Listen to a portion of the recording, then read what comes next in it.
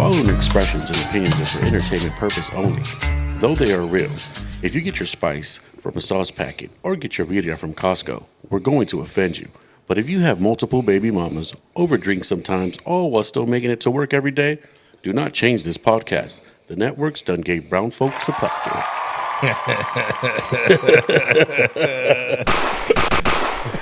Oh, yeah. Yes, sir. Yes, sir. Yes, sir. Want to welcome everybody back to Café Soul Podcast, episode 19. 19. 19. 18.5 hasn't come out yet. To be honest with you guys might not even see it, but who gives a fuck? You know what I'm saying?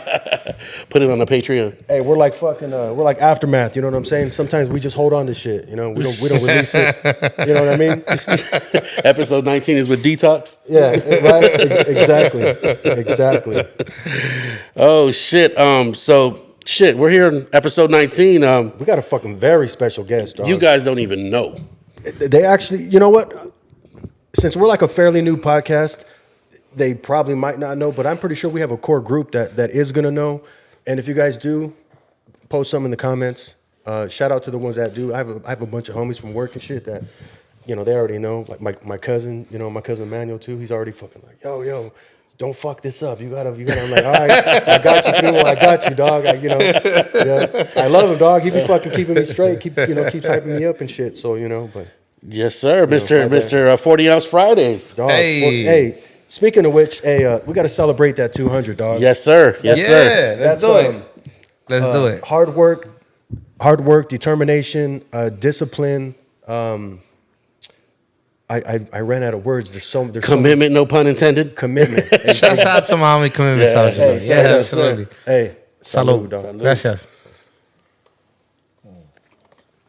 Oh man. All right. Yeah.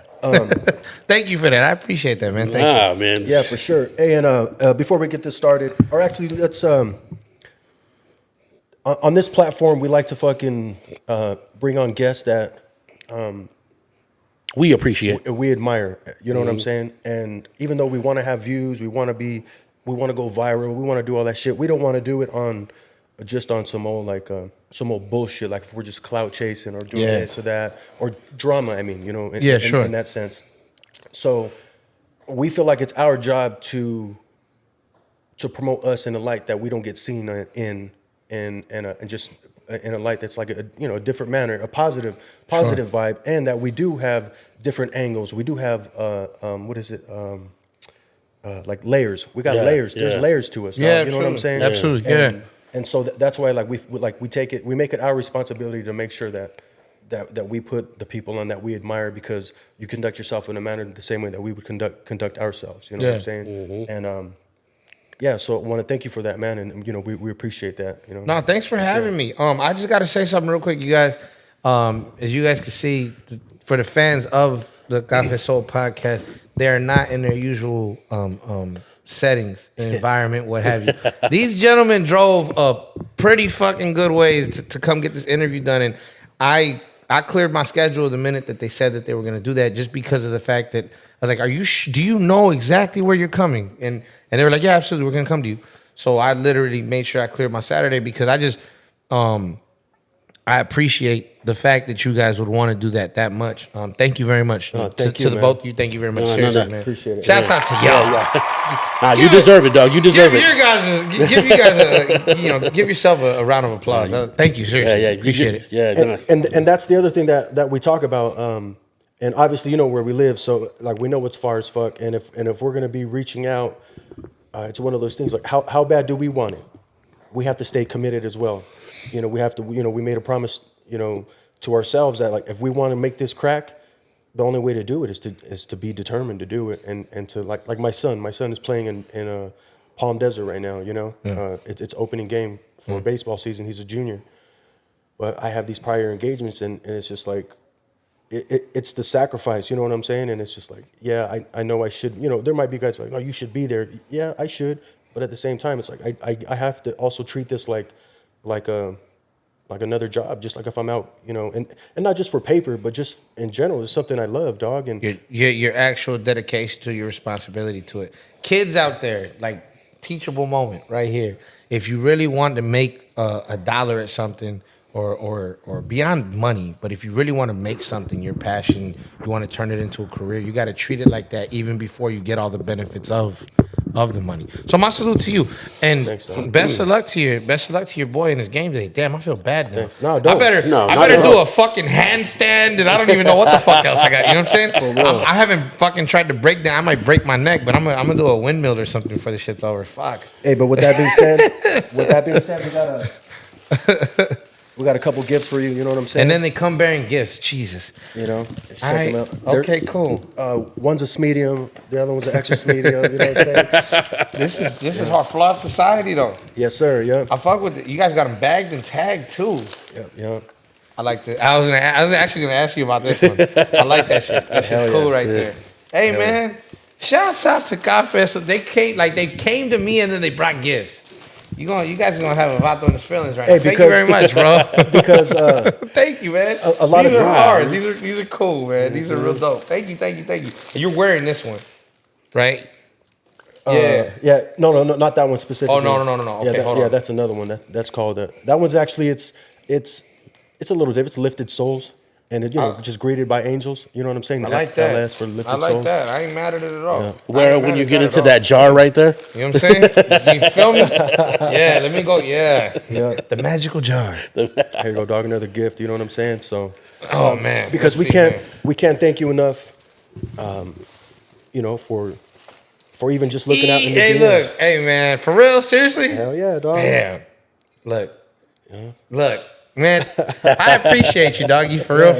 Thank you, man. God damn. Yo. Man. With the añejo on the, man.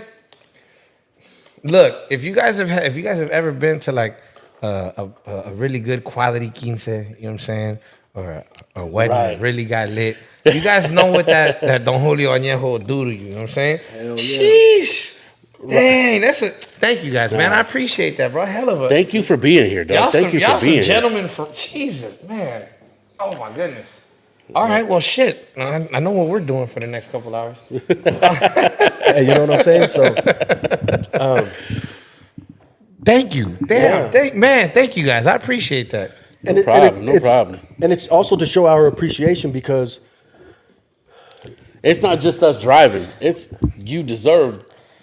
Yeah. You deserve this kind of attention. exactly. Nah, man. Serious Exactly, shit, dog, serious and it's shit. like- Man, thank you. I Serious shit, appreciate that. serious shit. And sometimes this is our version of the pound. Yeah. You know what I'm saying? Yeah. Hey, good shit, dog. Hey You man, doing your shit. hey, You know what I'm seriously, saying? man, thank you. I'm kind of taking it back right now. I don't, damn, man. Like my birthday's in September, so it's always near school time. Yeah. So like Got you. the beginning of the year, and then like even now, like it's Labor Day, Yeah. right? Labor It's Day. a So like I be Memorial trying Day, to yeah. trying to do shit for my birthday, and motherfuckers, it's the start of college football season, regular football season. Yeah. It's like- Yeah. so people are always like, I usually go to Vegas, and people, I'm going to Vegas the next weekend. Sorry, bro. Oh, shit. You know what I'm saying? So it's like, so damn. I don't know how to take gifts sometimes. Thank y'all so much, I'm the man. That's same way. just dope, doggy. Hell Thank you, yeah, thank you. hell yeah. Anytime you wanna I'd go- rather give them at this point. Yeah, yeah, You know what I'm yeah, saying? I I'd rather get you, give I gifts. get So you, I thank you get very you. much, man. Anytime Thank you're looking you. for someone to go to Vegas with, hit me up, dog. My wife and I will shoot out with you guys anytime. Oh yeah. Anytime. Oh man, hey, don't tell me that because I do some shit. Let me tell you. But in all fairness, I'm off Friday, Saturday, so like if we It can- works. If we can work out, 'cause I work- do the weekends, so we Okay. usually fly out. Yeah. Since I moved like so far this way, we usually fly out.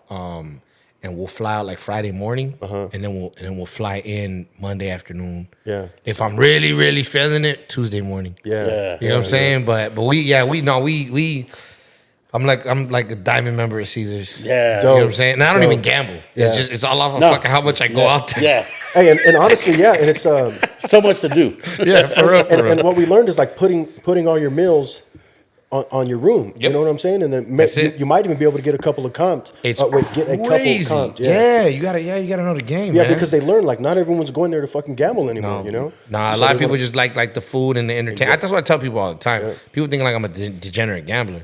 And I'm no. like, nah, I mean, I drink heavy, you know what I'm saying? Yeah, but, yeah. but like, nah, not even. Like, I'm mad because, like, I'm competitive. So I'm sitting here trying to beat the casino. Like, nah, that shit ain't gonna work. No, you're not gonna exactly. beat the casino. Yeah. So like, if I'm not even joking around, dog. If I gamble like a couple hundred, if I gamble and lose, I should say. If I gamble and lose like a couple $100 on a weekend, I'm pissed. Yeah. Yep. Mind you, there have been weekends where we've dropped like a couple thousand just in like food and shit. Oh, yeah. And Oh, that yeah. don't bother me at all. But if I lose at the table, Yeah.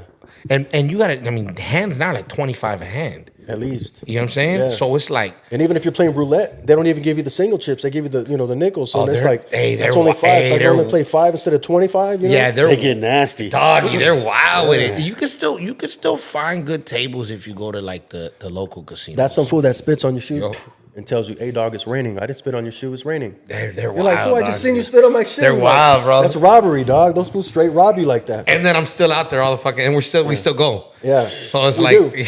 So look, I don't want to get all political and shit, dog. But we live in a state that the politics, a lot of us don't agree with the bullshit, the taxation, Yeah. like all that shit. yeah.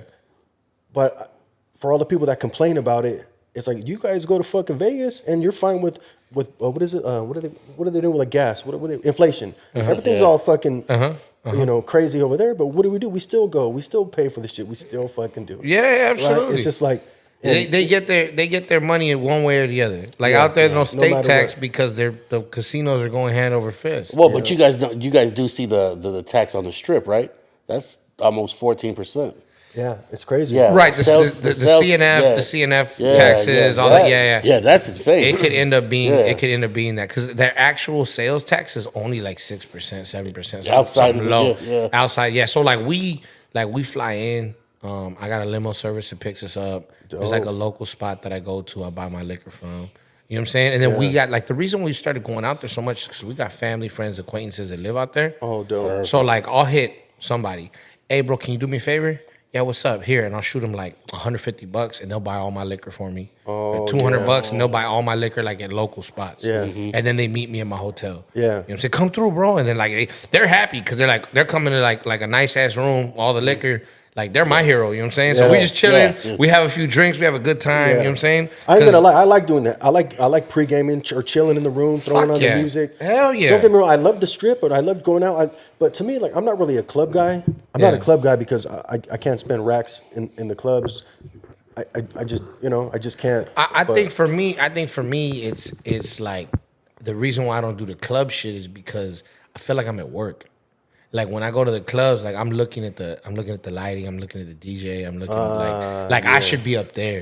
You know what I'm saying? so I don't like that shit. Hey, that's crazy. That's You know what I mean? you're I a look at creator. it, You're a yeah, creator. I'm looking at it Yeah, like you're a I creator. should be Yeah. up there. I'm cool. Yeah. You know? So what about listening to music? Do you listen to music the same way? Like as far as MCs, like new rappers or something like? No, I try really hard not to. I try to turn it off. Or like sometimes I just won't listen to any rap for a second. I'll go listen to like the Chili Peppers because I like Anthony Kiedis, like the way he songwrites. Hell yeah. But no, I try not to. What I do is I listen to shit that you wouldn't probably think.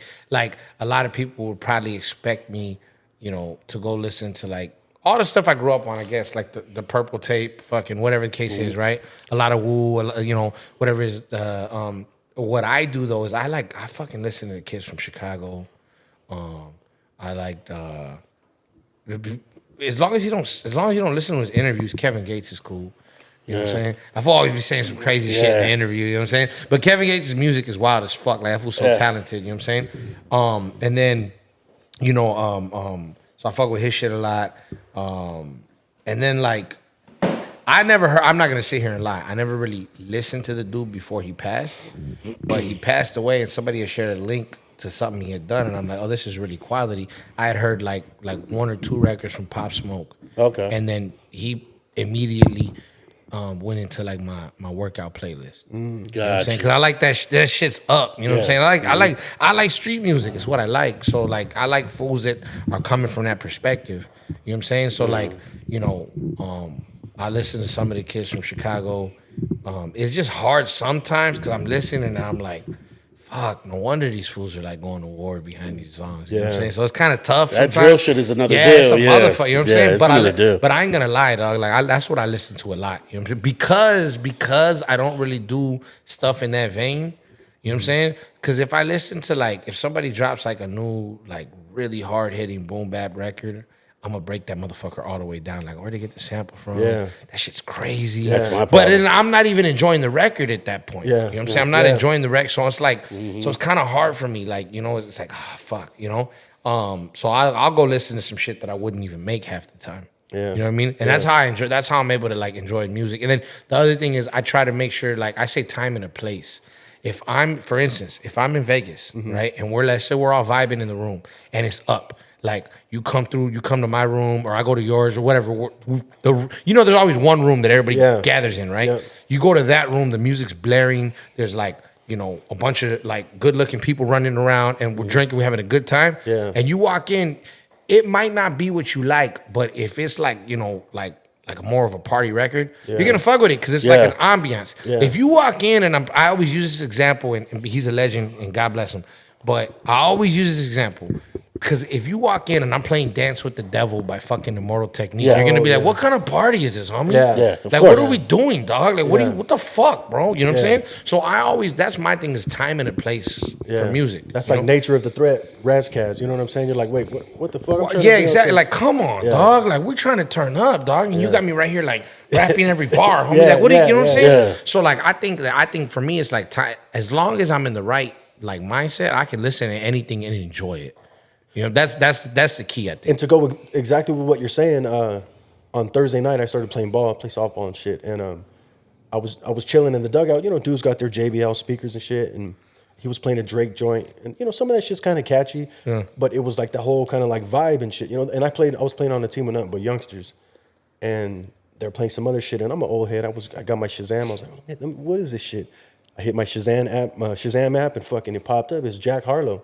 And I was like, Oh yeah, he got some vibey records. Yeah, yeah, absolutely. I was like, this is an album from 2020, and I told you right Yeah. away. I was like, yo, that Yeah. shit is fucking dope. I can fuck with some of that shit. You know what I mean? And- I think that's the biggest, and it's funny because I think that's the biggest mistake that a lot of fools make. This like, all these fools are whack. Like, I say it like this: even the cats that you think are not good, or the cats that you think are like ruining music or whatever, I can probably pull like 2-3 records. You'd be like, fuck, I kind of like this. Yeah. Yeah. You know what I'm saying? Like, and like I'll use the examples of like a Little Uzi or something like that, right? That kind of gets the whole like mumble rapper like thing thrown at him. I can pull like 2-3 Uzi records right now that are decent. Yeah. You understand what I'm saying? So I think that it's time and place. You know what I'm saying? And Uzi, like with me, like when I heard Uzi when he was talking about like I ain't rapping on no old ass beats. You know what I'm saying? He was like he was talking shit on Premiere, I think. He's like, you know what I'm saying? I ain't rapping on no old. It's just drums. It's what the fuck. You know what I mean? He was talking. I remember I took that shit to heart. You know what I'm saying? I'm getting angry now. I took you know what I'm saying? that shit to bro. I took that shit to heart, dog. Yeah. And I remember being like upset about it the whole nine. You know what I'm saying? And like, you know what I learned though is like time and a place. Yeah. You know what I'm saying? So you know what I mean? Anything, like I could enjoy anything in the right headspace. Almost. I'm not gonna sit here in front. Like there's a lot of like, you know, Norwegian death metal or whatever. I'm not going. What that. about country? Yeah. I'm You not fuck with going down country? that. Don't say yeah. Nah, like I like if you consider Johnny Cash country. Well, that's different. That's different. You know what I'm I'm talking saying? about like the I new fuck with shit. Johnny. Nah, I can't do it. Okay. Because to me, it's just all it really is. Really, all it is, like all these youngsters in the country space now, all they did was take rap cadences and throw them on Thank some you. guitar. Yeah. It's all it is, bro. It's Yeah. all it is. And like, and it's so funny because I actually heard somebody made fun of that. Like, well, what if we just take hip hop cadences and then rap about trucks and beer? You know what? That's $1 million idea. Like they were clowning on what country is now. Yeah. It's completely ripped off like rap.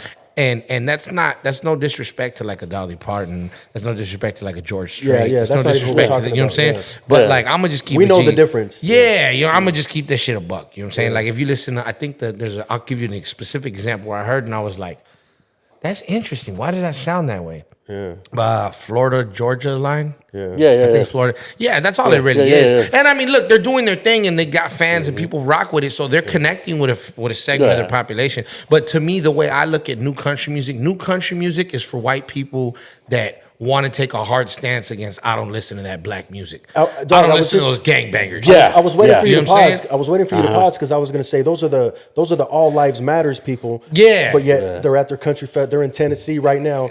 That's all. That's kicking all. up their It's shit just and- it's for white people that want to try to make Yeah. it sound like they don't like black music. Yeah. But all that shit is it's what it is. It's got a fucking. got It's the- got a. You've got a 4/4 time. You got it's like got a James Brown swing to it if you Yeah. really break it down.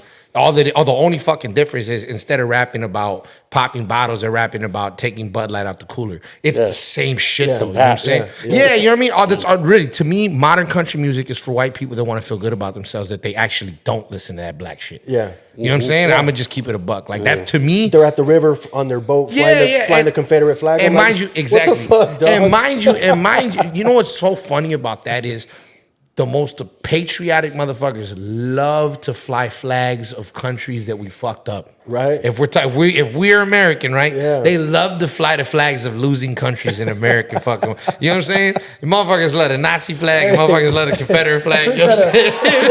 That is an interesting point. Like, dog, you. Yeah. But you're talking They about do, dog. They do. hashtag America. You know what I'm saying? Yeah, Get out- straight up. Get out of here, dog. So to me, like the newer country, nah. Those are the ones that got the fucking like the magnets on their cars with all like the red and the blue stripes and shit. Like Yeah. You know what I'm talking about? Like the black and all right, cool, I get it. And their kids are wearing Pendletons and Vans. Right? Oh my god, Yeah. bro! Yeah. That's the funniest thing It ever makes- is watching the Chicano fashion, like especially. Well, I mean, you guys see it. Like I say that all the time. Like being from the IE and growing up in the IE, like Chicano fashion was like co-opted by a lot of the white boys like out in the internet a lot of years ago, bro. This is 20 years ago now. I remember seeing fools like with their brims like flipped up big or instead of a neighborhood, it was their fucking dirt biking club right here. And then the high ass socks, the low ass dickies, the fucking the flannels. Motherfuckers wasn't really wearing Pendletons because like Pendletons are a couple $100, but they be wearing fucking They've been an imitation. it was straight up like there's and shouts out to them. I got to give them credit because my boy fucks with them heavy. But I think it's Dixon. They did like a whole line of flannels. They're quality done, and But they are a knockoff. and, Be honest, you know, right. But they did a quality line of. I gotta say this though, they did a quality line of flannels, and I think they did a collab with Debo. With Tiny Lister, with Debo. They have it's called the Debo line. Oh shit. And it's hard. It's actually hard because my boy. It's the reason why I bring them up is because I feel like they did it the right way. Like they give a lot of credit. You know what I'm saying? And you know exactly where the influence comes And from. they fuck with the right people too. Yeah, you know what I'm saying? Yeah. Like So they, shouts out to I think it's Dixon. Yeah, it is Dixon. Dixon Flannel Company. I fuck with Dixon and what they did. And But that being said, like the white boys in the IE were on that shit like 20 years ago. You know what I mean? With the high socks and the baggy dickies, the whole nine. You know what I'm saying? So when we were coming up, it was funny because when we were coming up, we didn't really necessarily always dress like that because you would look like a white boy. It was the weirdest thing. Like you would look like, and I remember that was like when the homies started wearing the pro clubs. Like we were that era. You know what I mean? The homies were wearing the pro clubs and the basketball shorts with the chanclas, like coming out the house looking a mess. But that was at the time, that was what we looked like. You understand what I'm saying? Like 03, 04, you know what I'm saying? So it was this still does that shit now. Hey, man, look, comfort is king, baby. Hey, that's all it is. When you're over when you're over 300, Doug, that's what you got to do. Cut it out. The swap meet is for you. The swap meet is for you. Oh shit. That swap meet fashion was clutch, bro. Like you can get a whole wardrobe for like $200. I ain't gonna lie, and this ain't no knock, and I know a lot of fools are gonna hate on me, dog, but I never fuck with the plaid shorts that's from the swap meet.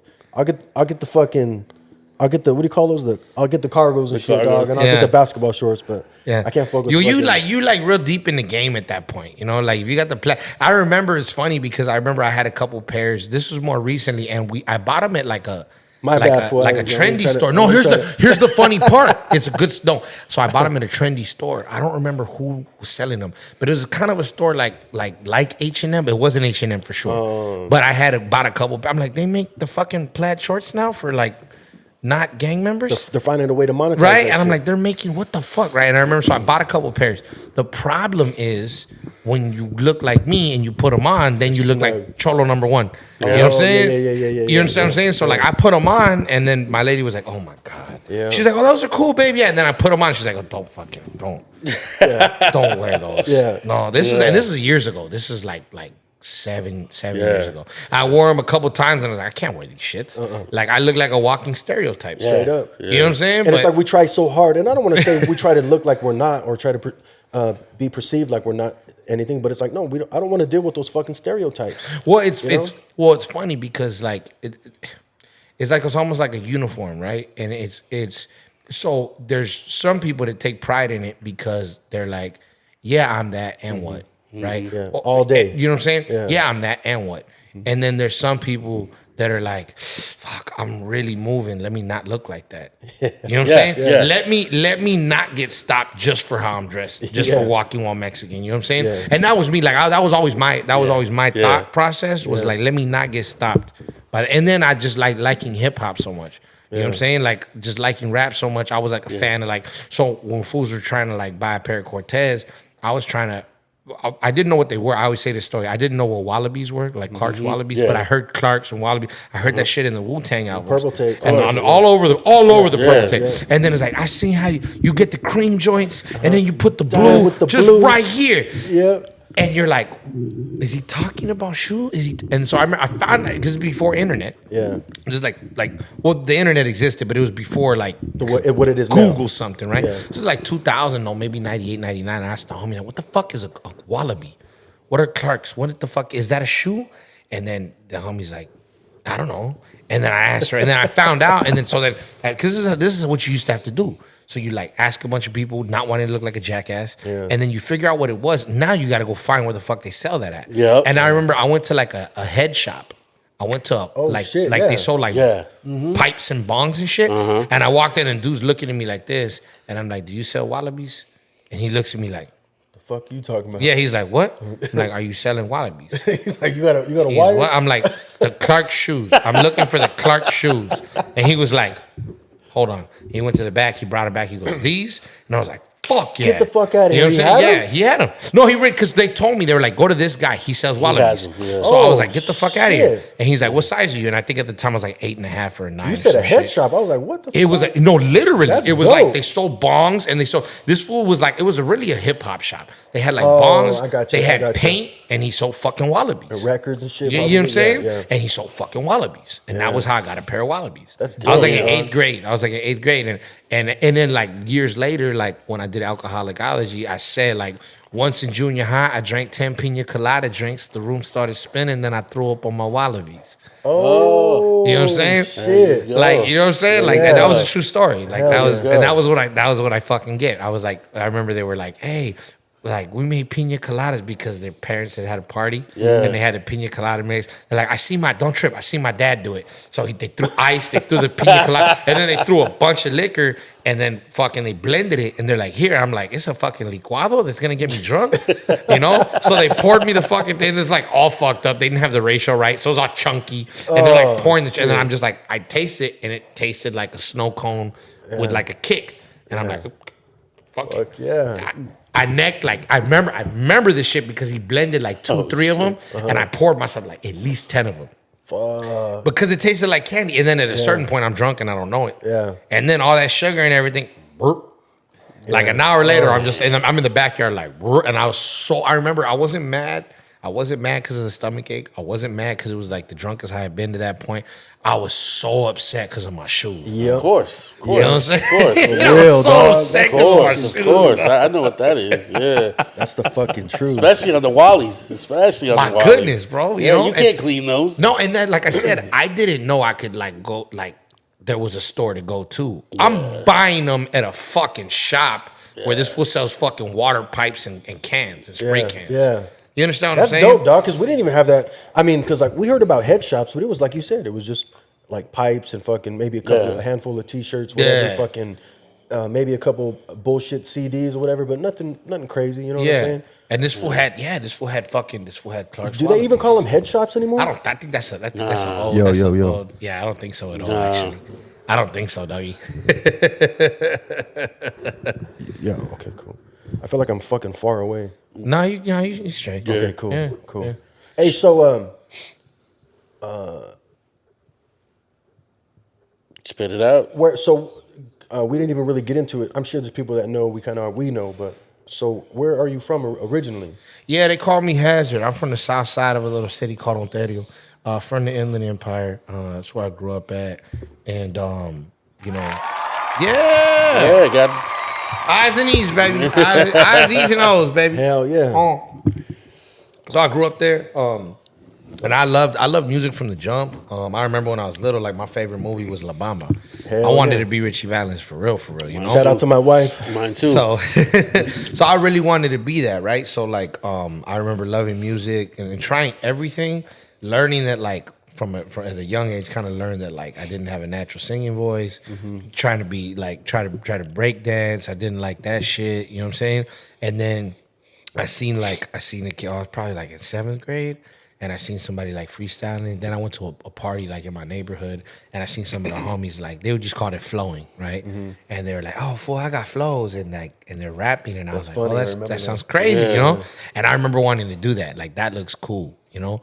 And then so I just grew up like, you know, growing up where I grew up at, like the hood shit was what it was, right? Like my whole family's from East LA. I was born in Montebello. We moved out to Ontario. Oh, okay. And so growing up, that was just normal. Those are your homies are the fools you play baseball with, basketball with, ride bikes with, run Play around fucking with. tag with, Yeah, ding dong you games, just yeah, fucking- exactly, yeah. right. And you're out in the street, like gotta be home before the lights come on, type shit, you know? And then so that was normal. The music shit was what caught my eye because it seemed like far away. I was like, you know, Hollywood, that's a whole different land. So it intrigued me.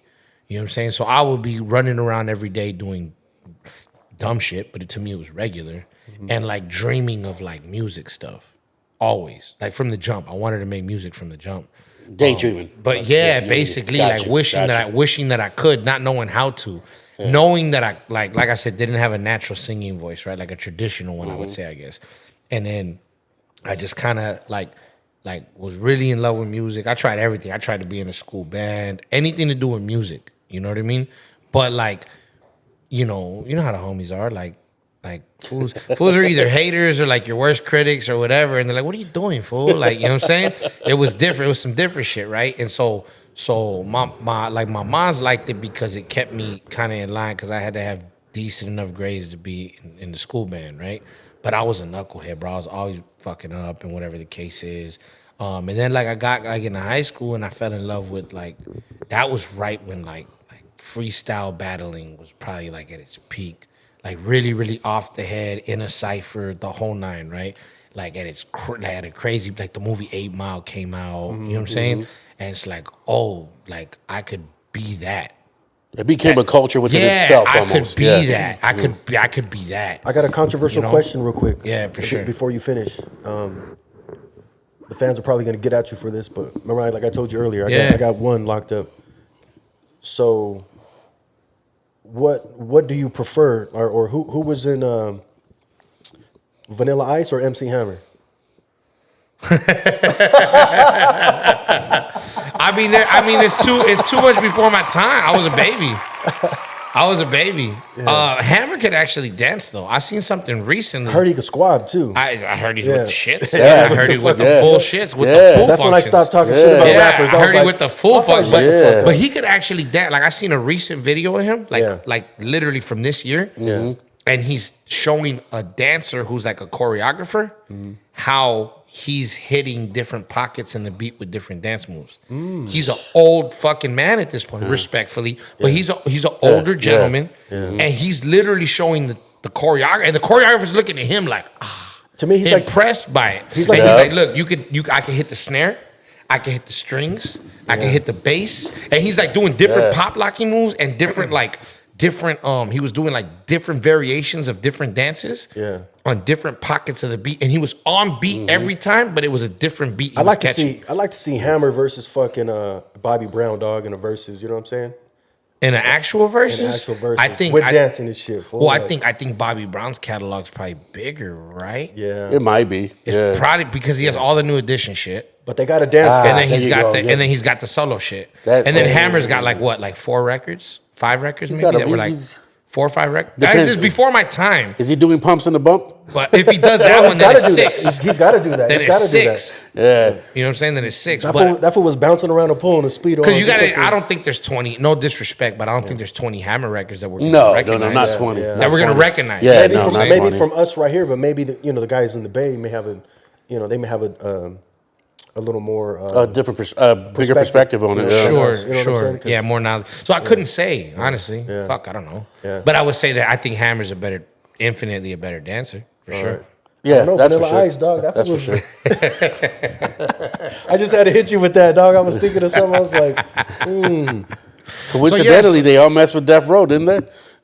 Oh, damn, you a call up. Hey, but one of them was signed. One of them was signed, one of them was hanging. Yeah, exactly. Exactly. Yeah. One of them hung out, one of them got hung. Allegedly. Allegedly. hey, Yeah, shit. One was hung, one was hanging out. I like that shit. But to put a bow on it, yeah. So then I grew up and I got stupid, and then I started going to jail and prison for a bunch of time, you know? And that's all you get out of that life, boys and girls. But in all seriousness, right? So I think I started doing time in like 06, and then from 05, I think I was a juvenile my first arrest, but like as an adult, 05, 06. And then from 2006 to 2012, I was incarcerated. And then from 2012 to like 2015, I was on parole. Oh, So shit. you know what I'm saying? Yeah. So look, and I say that I said that to say like play stupid games, win stupid prizes.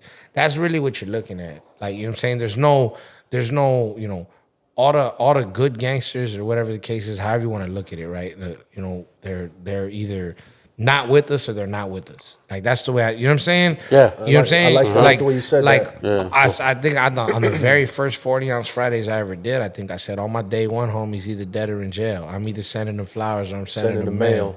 You know what I'm saying? Oh, you heard that one, Yeah, huh? hell yeah, Yeah. dog. Hell I got no, and I really meant that. Like, you know, I got survivor's remorse. I'm mentally ill because like I really felt that.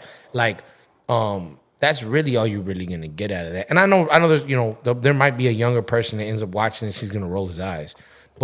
And that's fine. You got to go through your journey, bro. It's funny how they got it all there's figured not, out, yeah, right? there's not, but we did too. So the way I look at it is there's nothing I can tell you outside of you running your journey, running your race that's you're going to have to learn it on your own. But I am going to say it. Yeah. You understand what I'm saying? Like, this is what you're looking at, period. There's nobody escapes that shit. You know what I'm saying? You're going to be in some kind of a box, whether it's made of a really nice wood or some concrete, you're going to end up in a box at some point. Yeah. You understand what I'm saying? So, like, that was, you know, so that, you know, that's how I grew up. And if your family's fucking dumb enough to bury you with your jewels, they're not going down with you. Yeah, for real, for real. You know what I'm saying? Like, Yeah, for real, for because real. they're gonna swipe you, dog. Yeah, Like, for real, for real. So, yeah, I mean, you know, the way I look at it, you know, is like all of that definitely played a huge part in who I am today as a man and as an artist. Like, being from the Inland Empire, you guys know this, like, people think like, oh, what's out there? So you automatically have a chip on your shoulder. I know I did, like, rapping, like being and at the time, like, I was battling. So being like a battle rapper and, oh, you're from the IE, like, so it put a chip on my shoulder. Yeah. It literally put a battery in my back. Yeah, It yeah. fueled me. It made me come from a place of hunger. Yeah. You understand what I'm saying? Like, I felt like I had to prove myself all the time. And that's crazy because not everybody feels that way. Even though they may feel like they have a chip, but it doesn't come out in a like a competitive nature. It's like you want to hit the bag, right? You want to hit the bag, hit the mitts, look pretty, right? Oh, I'm a rapper. I'm this. Boom. This is how we do it. But then it's like you want to take it to the next level. So fuck hitting the bag and hitting the mitts. Let's go in and spar. Now you're sparring. You're going to other gyms and you're sparring and shit, right? Oh, and that was that era, bro. Like, when I was coming up, like, we would jump in the car. It'd be like 5, 6 of us. The homie had a van. We would jump in this Astro van. We would drive Astro. out. Shout out to the Astro van. Shouts out to the Astro van. But we would jump in a fucking Astro van and we would drive out. Like, we didn't know nothing. So we were driving out to like Melrose. We'll drive out to Santa Monica. We'll drive out Those to places are close. Sunset. You know what I'm saying? Sunset and shit like that. You know, we didn't know nothing. We just knew that People were there. People were there. Fat Beats. You go to You know what Fat I'm Beats saying? on Vermont. Yeah, and all shit. that. You know what I'm saying? So like that was what we were trying to like, not even, I say we, I was the only one. The homies were just, I honestly had like a group of like supportive motherfuckers. Like, they tripped out because at the time it was genuinely something different. for me to look how I look and rap how I rapped, they were like, we don't know how the fuck this fool's doing this. Have you know what I'm ever? saying? Yeah, he went right into my next question. Well, yeah, that's 2 strikes against you if you think about it. Yeah, well, that was the thing. Yeah. Was that was the real thing? Was being Mexican and being from the Inland Empire. Exactly. Fools had and then I'm light complected. I got freckles. Fools had jokes all day. day. So it made me like really sharpen my craft. I was the funniest, the wittiest, the most ruthless mother. I would talk about anybody. And if you had a 6th toe and I found out about it, I'm going in. You know what I'm saying? Like it was bad, bro. Like I would go, don't let me find out nothing about you. Yeah. It was over. It was bad. Like, I mean, literally bad. So because the way I felt was like I had the deck stacked against me. I'm walking in with an L. Yeah. I'm walking in with a loss. I gotta earn the W. I gotta like flip the whole crowd. Nobody was on my side. You know what I mean? Where I'm walking up with a fucking group of dudes with the fucking with the plaid shorts or the fucking the pro club short, the pro club t-shirts. Yeah, you know what I'm saying? With the all black hoodie. They're looking at us like, the fuck? You know what I'm saying? Yeah. You know, and then I was always like the loud dresser. So then here I am, fucking baby blue Clarks on, fucking, you know what I'm saying? Like, you know what I mean? Like North Carolina jersey or whatever. And they're looking like, well, who the fuck is this motherfucker? You know what I mean? You know what I mean? And I'm like, I'm like young, I'm short. Like, I feel like nobody could ever tell me I'm short now because I'm like 5'9", 5'10", and at the time I was like 5'4".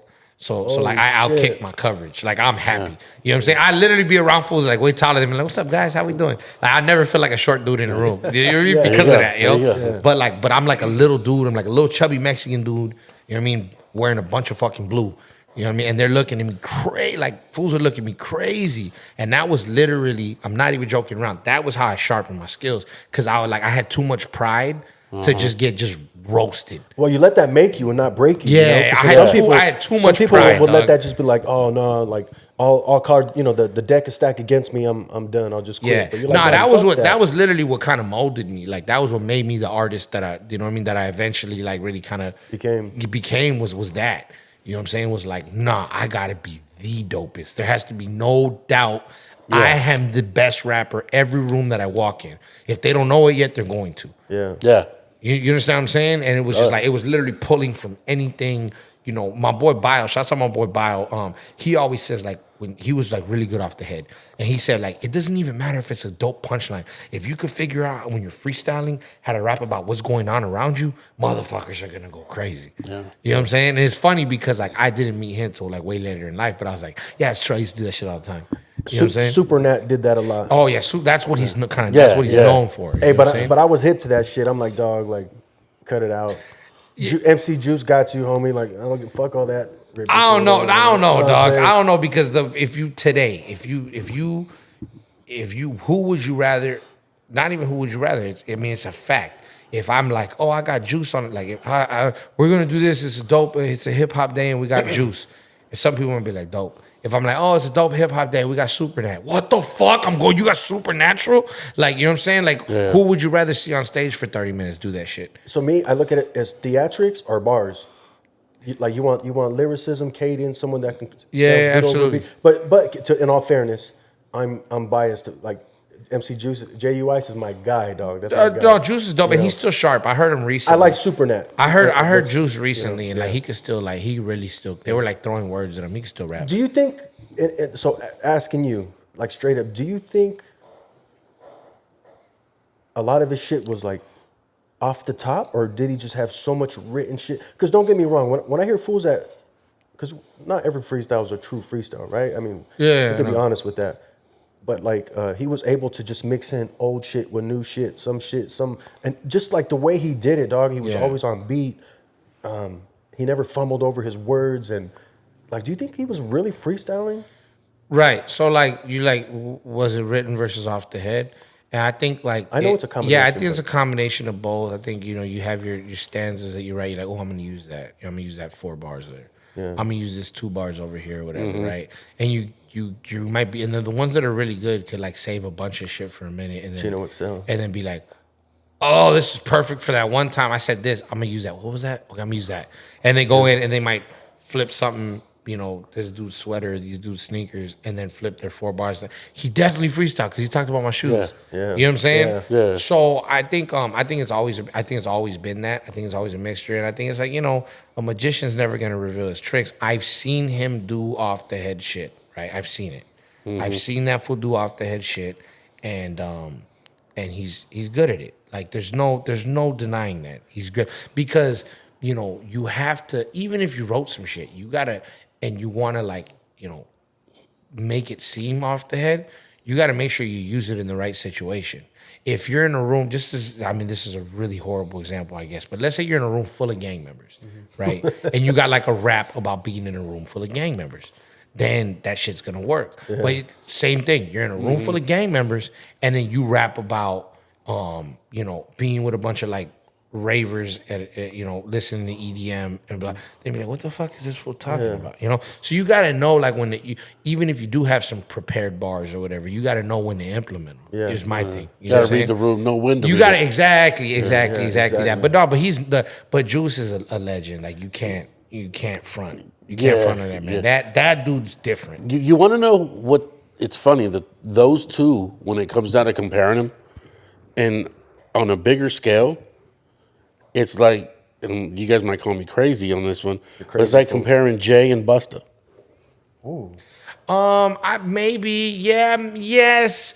What I would say is that's probably pretty accurate. Think about it. Jay being wait, Juice. Busta's catalog is not Juice. Soft at all in any way. Yeah, Juice being Jay. Okay, cool. Yeah.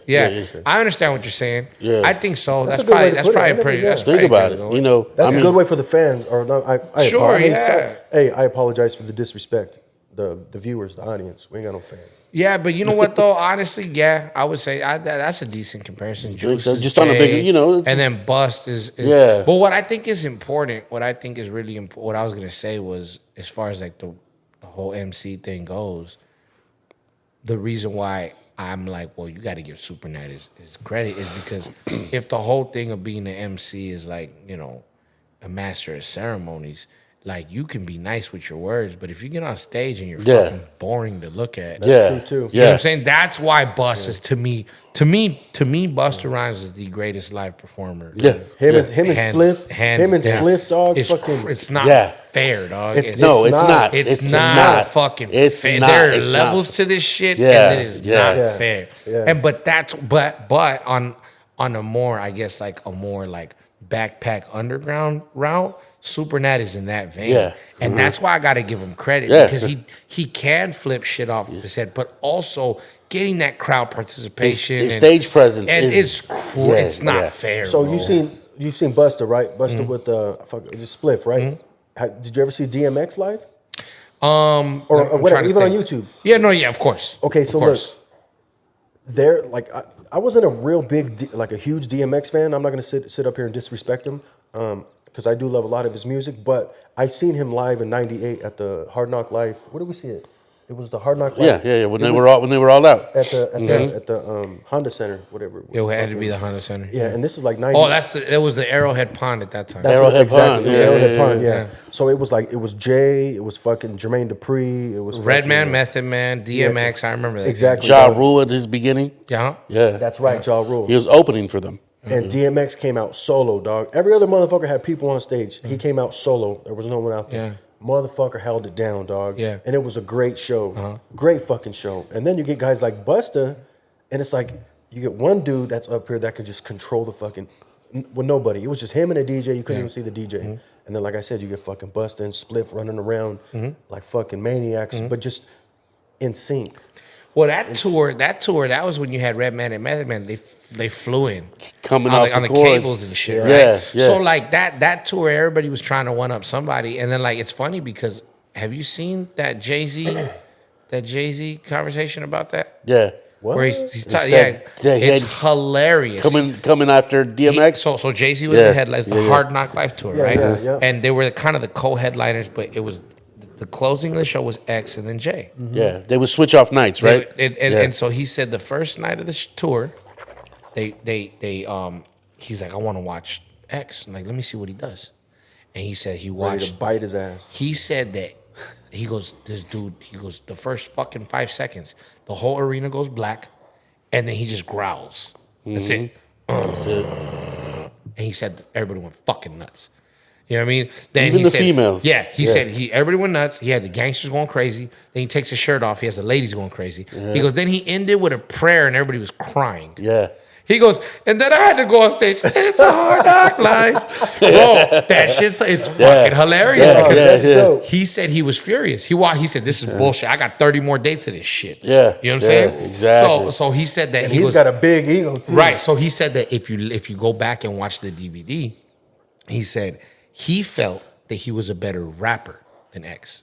He's like, this motherfucker's killing the crowd, but I'm a better technical rap. My bars technically are better than his. He said, in my opinion.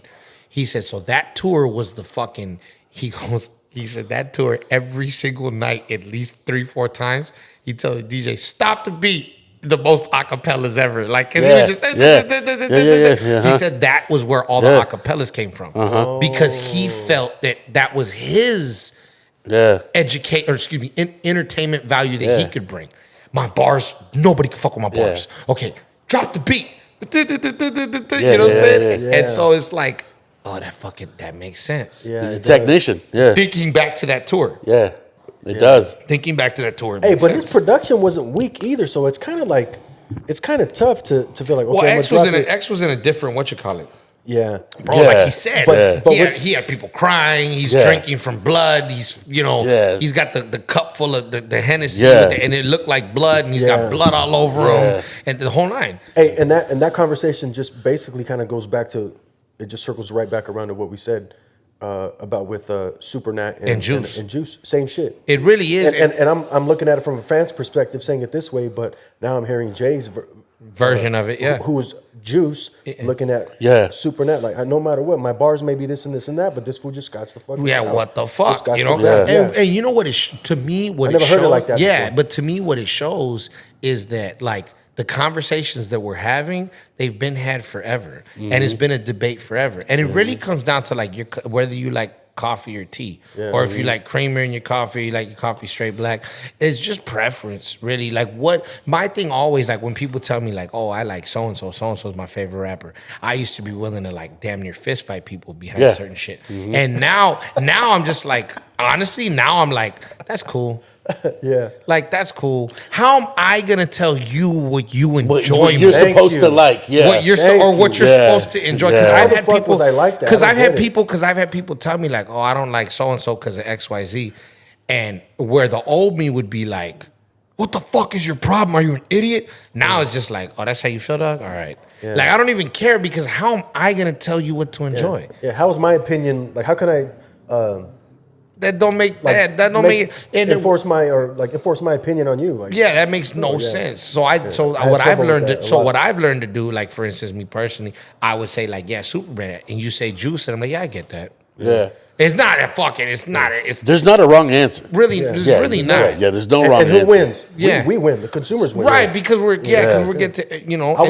We were front row at that show, dog. Front row. I was like, I seen the judges. Yeah, and this is dope. Yeah, I disagreed with some of the judges that I liked. I was like, what the fuck? What fucking show are you watching? Yeah. You know? But it's Yeah. like, But you were there to hear bars, and so yeah, so I Yeah. get it. I understand it absolutely. but yeah. but it was all good, dog. It was fun. I had a good time. Look at us reminiscing. Right? That's crazy. That's crazy. Yeah. Look That was at actually us. out here. I was actually out here in Reseda. Reseda Country Club, yeah. Yeah. Oh shit! Yeah, you're Yeah, right. that was out here. Yeah, But you're that's where right. I went to go see the Month of the Man. I seen Law of the Dark Man, Method Man, Red Man. Mm-hmm. I can't remember. There was some. It was like December. They all dropped albums. I think it was 90, That was 98, probably like 97. 97? So about there. Yeah, you're about. Fuck. like 97, 98. Yeah, Yeah, I we came out here. dog, Like we've 17. been in this shit for a minute, dog. Yeah, That's my- so dope, though. Yeah. Yeah, I've never changed. He's Yeah. never changed. Like, Yeah. I almost got in. We almost got into. You went to the Universal Amphitheater, right, with us, right? Was it me, you, and Eric? We seen fucking Gangstar. Yeah. Public Enemy. Seen fucking shout outs to Maya. Yeah.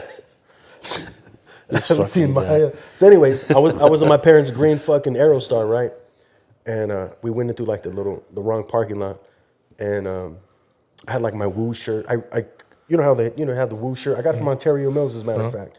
Wore the fuck out of it, and so I ended up cutting it up. I wrapped that shit on my head where I had the dub, and I'm cruising up in the Aerostar, and they thought I was fucking Taboo, dog, from Black Eyed Peas. They were like, yeah, go ahead, and then I panicked. I was like, looked at my homie. I was like, what, like I couldn't fake it. I couldn't do like. Yeah. No, because they told you, they were like backstage, right? And you're like, it was. I shit myself. Yeah, dog. Like we just You know, panicked. I should have just been like, Hell yeah, backstage. Yeah. You know what I'm Fuck saying? yeah. I've hell yeah my way into a couple situations. Hell yeah, I've done it a couple times. Yeah, yeah. I've done it a couple times. Like, are you supposed to be backstage? I am actually. I didn't get my credentials. Can I? Yeah, no problem. And all of a sudden you're in some shit. You're like, oh, this is cool. Like, see that? that was the kid me. If I would have fucking had a little more experience, it would have been better. Or a little more weed, huh? Yeah. Right? Fuck yeah. Man, that was such a good time. Damn. So, what do you think about the landscape right now? Has it of just hip hop? Period. I think it's a beautiful thing. A lot of the technological advancements that people kind of knock, if you use them the right way, you can really use them to your advantage. The thing about music now, it's become almost so segmented. Like, you have people who are specifically fans of, you have people that are on Spotify with 1 million monthly listeners that we've never heard before. You know what I'm saying? That will never have any kind of like mainstream commercial success, but they're doing very well for themselves. Yeah. So I think it's in a great place, as long as perspective is everything. It's really hard today to be a superstar. That's hard. It's hard to be like a super duper star. It's relatively easy to you got to put in work or whatever, but I wouldn't say easy. It's possible to have a dedicated fan base and to make it a living in music. To live off it. Yeah, you a lot. What the problem is a lot of people, they want to be the super duper uber star, and they're like, if they were to get out of their own way, they could make 150, 200 grand a year off of music. You know what I'm saying? Like easily, not even that hard.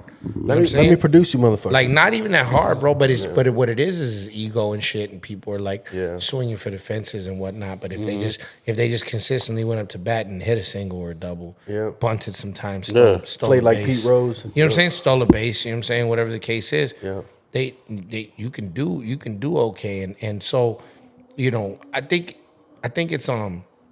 I think that's really where it's at. It's like very segmented. You have people that listen to, we were talking about it, the Chicago drill stuff, or the New York drill stuff, versus like the Southern trapped out stuff, versus, West Coast music that's maybe more street influenced, and then the West Coast like hipster Tyler the Creator shit. And you know what I'm saying? Yeah. And at its core, you would say like rapper. But if you listen to a Chief Keef record and you listen to a Earl Sweatshirt record, you would be like, this is nothing alike. What are you talking about? You understand what I'm saying? Like, this is nothing alike. This is not the same genre of music.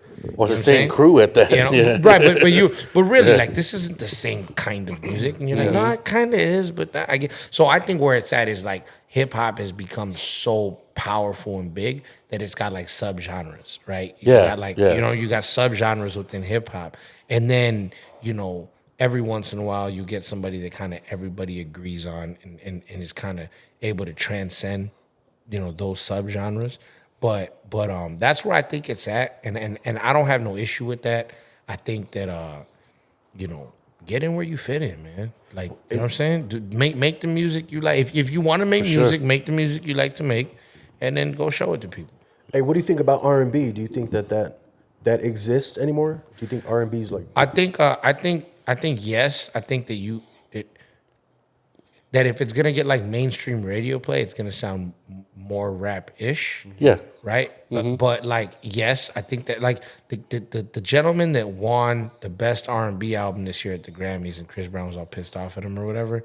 He's a super talented guy. He's a really talented. He makes quality music. His name's escaping me right now. I can't think of his name either. Yeah, but it was like a whole. It was like a big old fucking drama or whatever. But he's making like traditional like R&B records. You know what I'm saying? So I think it exists. Chris Brown to me doesn't make R&B records. He makes dance records. Right? And I think that it's difficult because it's like really what it comes down to. I want what he's smoking. But what I think it comes down to is like racism in the academy. So if you're a black dude, right? If you're a black dude and you're making music with any kind of urban theme to it, hip hop, rap, right? If you've got enough melody in your music, R&B. But like, there's no blues in there a lot of the time, right? Like the rhythm, and blues, it's supposed like R&B is supposed to be about. It's supposed to be like love music or pensive music. I feel like a lot of times people that get considered rappers, like to me, like Rod Wave gets called a rapper, right? The gentleman Rod Wave. But to me, he's probably made some of the dopest like R&B records. Yeah. The one Hard on Ice, I think that was the record that popped for him, right? Yeah. To me, that's an R&B record. Yeah. You know what I mean? My heart been broke so many times I can't breathe. Mama said it's my fault. I wear my heart on my sleeve.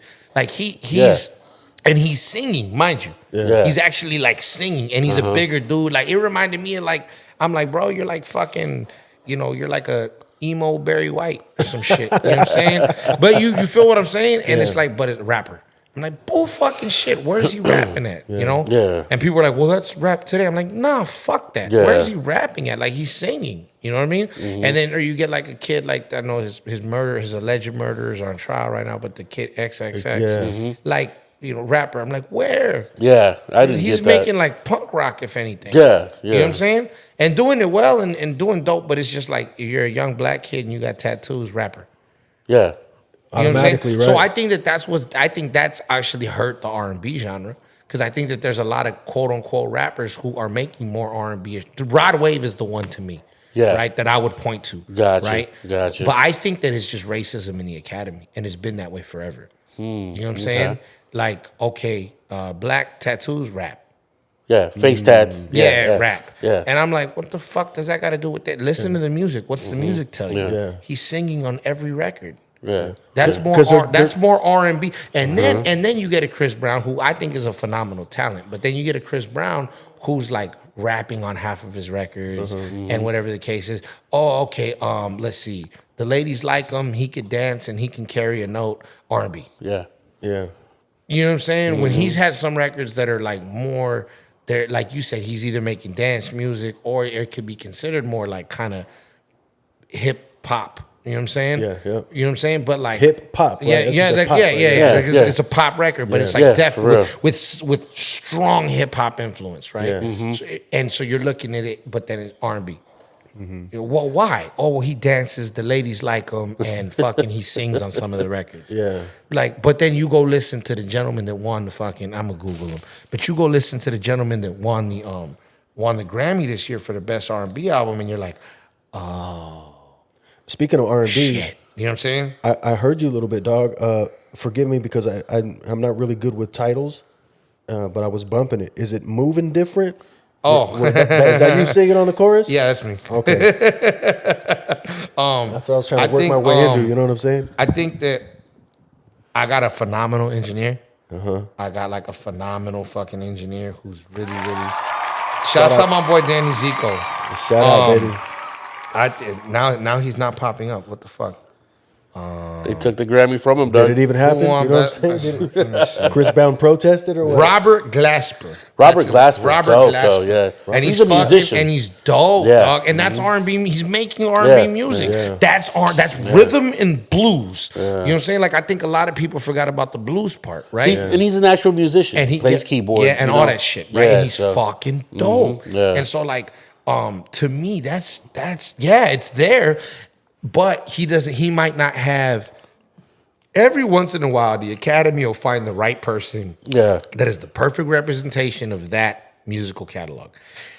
A lot of times it's not. It's whoever's dominating Billboard. But every once in a while, the Academy will like really get it right, and then you'll be like, fuck, well, okay, you can't be too mad at that. Yeah. You understand what I'm saying? Like, fucking, okay, yeah, well, that's fine. You know, we'll allow it, I guess. But like in that situation, that's a R&B album. Like, I didn't know who that was really. I'm not gonna sit here in front. So, but it's easy now, right? Like, so I pull up my phone, do a little bit of Google, and I'm listening. And I'm like, damn, this is quality music. I didn't even I think know. that's what I've been listening to I'm like the listening to last it. week. You know, so it's like, that fool's really fucking good. Hey, have you heard of Blast? BLXST? Yeah. Of course. See, he's another one. Like I think he just gets referred to automatically as a rapper. Rapper Yeah. is bullshit. Right, and I think it's it's racist, and I think it's just a disservice to a lot of these dudes because there's so much more music than just rap. And mind you, I love rap and I love hip hop and I love the culture and I love the music and I love it to death. But like you don't have to be that just because you come from a certain area, Yeah. or Look a whatever. certain way, That's bullshit. Yeah, that's bullshit. So yeah, Fit the stereotype. I think it's phenomenal. You know, I think Blast is phenomenal. I think he's like a really great artist. I think he's dope as fuck. Yeah. You know what I'm saying? My Would you be willing to work with him? Are you kidding me? That fool's fucking Thank you. amazing. I'm glad you. Are you kidding me? I'm That glad fool's you're on that fucking page. dope, He dog. is dope. Like, Yeah. well, Blast you is could hear dope. me what I did on Moving Different, right? Yeah. Like I love melody. Not only that, I love that shit. I don't mean to cut you off, but going through your Catalog. catalog, even like all those beats, all the different beats that you were explaining earlier, like which ones you used and shit. Yeah. You weren't the same on all of them. You know, there's guys that'll rhyme to different beats, but they spit the same way every time. Yeah. And you showed like from 1 to 200. You know what I'm saying? Yeah.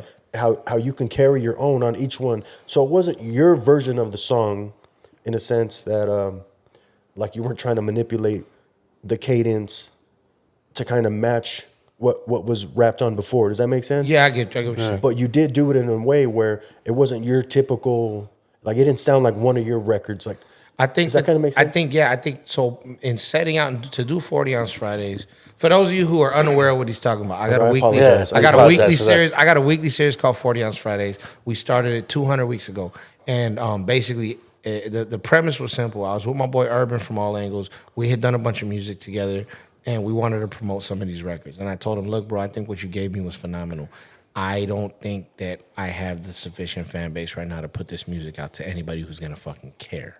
Yeah. So let's do something to promote the records.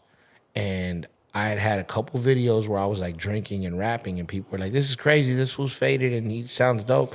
I was like, why don't we do something like that? But we'll do it every Friday. I'll call it 40 Ounce Fridays. And I'll go like, picking old school beats, and I'll drink a fucking 40 of Mickey's. It'll be like kind of a throwback to stuff, and let's do it like that. Love the concept. You know what I'm saying? He was like, bet, let's do it. So we started it. And we've grown it. And we went from like, 600 followers on IG to 20,000 or whatever. We started at TikTok, got a few 100,000 over there. Got a few thousand subscribers on YouTube now. And basically what it was every week I was just trying to outdo myself. And I was like, all right, I can't give you what I gave you last week, or else this series is gonna get old fast. So I'm all over the place picking beats. At first, the beats were heavily influenced by Urban. He was like, bro, you can't rap on fucking grinding. You can't rap on like the obvious freestyle, like the class. Yeah. We got to rap on some off the fucking path shit. And we were kind of, in the beginning, was constantly a struggle with that. I'll be like, well, what about this one? He'd be like, I feel like it's a known beat. And I'm like, yeah, but that's what's going to get people, So It's like a catch-22. Yeah. And so I was like, yeah. so eventually we leaned more towards like really known beats. But at first he was trying to pull like random records or whatever. I remember one of the first ones I rapped on was a Scary Movie. Right, by M and Royce, 5'9", yeah. M and Royce, right? That was one of the first ones. That was, I think, like second or third one, volume. It 2, might have been the volume third 3. one. But Because 2's not on the shorts. so, oh no, It's not. It goes from 1, 3, and then 4, 5. you know what's funny about that is I was in my phone looking for 2 and I can't find it. Yeah. That's funny. I can't find 2.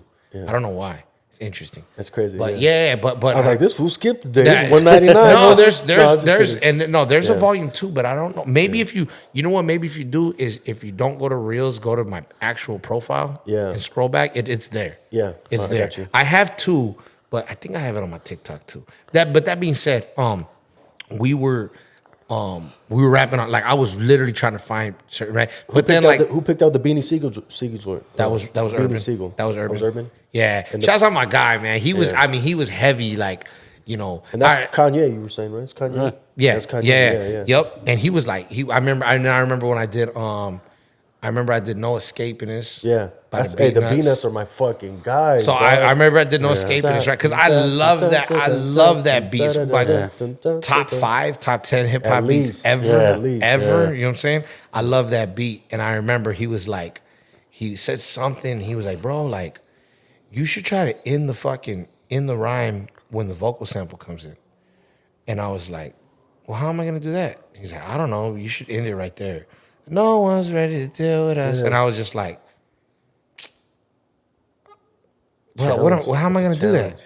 So I'm listening, and then I literally flipped the whole end of my verse, and I'll never forget, like, sugar-coated rappers that can never be as real as us. No one's ready to deal with us. He goes, that's it. And I was like, all right, cool. You know what I'm saying? So he had a heavy influence. Like, Urban had a heavy, in terms of, like, beat selection. Like, I always shout him out because, like, we've grown into what it is today. But I say this all the fucking time. Like, the series doesn't get to today. We don't get to volume 200 without how much that man helped me. You know what I'm saying? Like, just in terms of, like, hey, bro, what do you think of this beat? You know what I'm saying? Okay, let's save that one. Let's do that one in 2 weeks because you just did this one and it's kind of similar. Yeah. Or you did this one, save that one. What about this one? You know what I mean? And we went all over the place. I mean, we got Scarface records, Wayne records, Dre records, 50 records. You know what I'm saying? And it was like, there was a time where we were really, like, really selective. You know, we were trying to find that, you know, that balance. You know what I'm saying? Between nostalgia, like, oh, hey, I remember this, you know, and damn, I ain't heard nobody rap on this. You know, it was always kind of a, should we rap on something that we know 15 rappers have rapped on? Then I'm up against the original record and all 15 freestyles. Yep. Right? Yeah. Or should I rap on this? Like, damn, I've never heard nobody rap on that beat. That's fucking crazy. You know, it was always kind of like a conversation. Yeah. You know what I'm saying? And I feel like we kind of like walked the fine line for sure. And that's what's good about this because you know, you're giving the audience and and the viewers and the fans actually a chance to get into the thought process of creating that and to show how intricate and complicated it is and thought-provoking it is to be able to do that. And like, it's not just like, oh, let me just rap over a beat. Yeah. You know what I'm saying? You know, just like, Yeah. it's like No, for real. Yeah, I think that this week, right, saying, okay, volume 200, whatever, just because it's like a nice round number like that, people are like, damn, bro, you got to 200. But for me, I'm looking at 208 because that's 4 years, right? Yeah. So that being said, I brought the homie Commitment Soldier through because, like, fuck it, it's 200. We had been talking about him coming through for one of them. Yeah. And that was perfect. It was perfect, by the way. Yeah. Nah, shouts out to the homie, man. He's a good dude, man. And we had a real cool conversation beforehand, like, about doing it, and then we made it happen.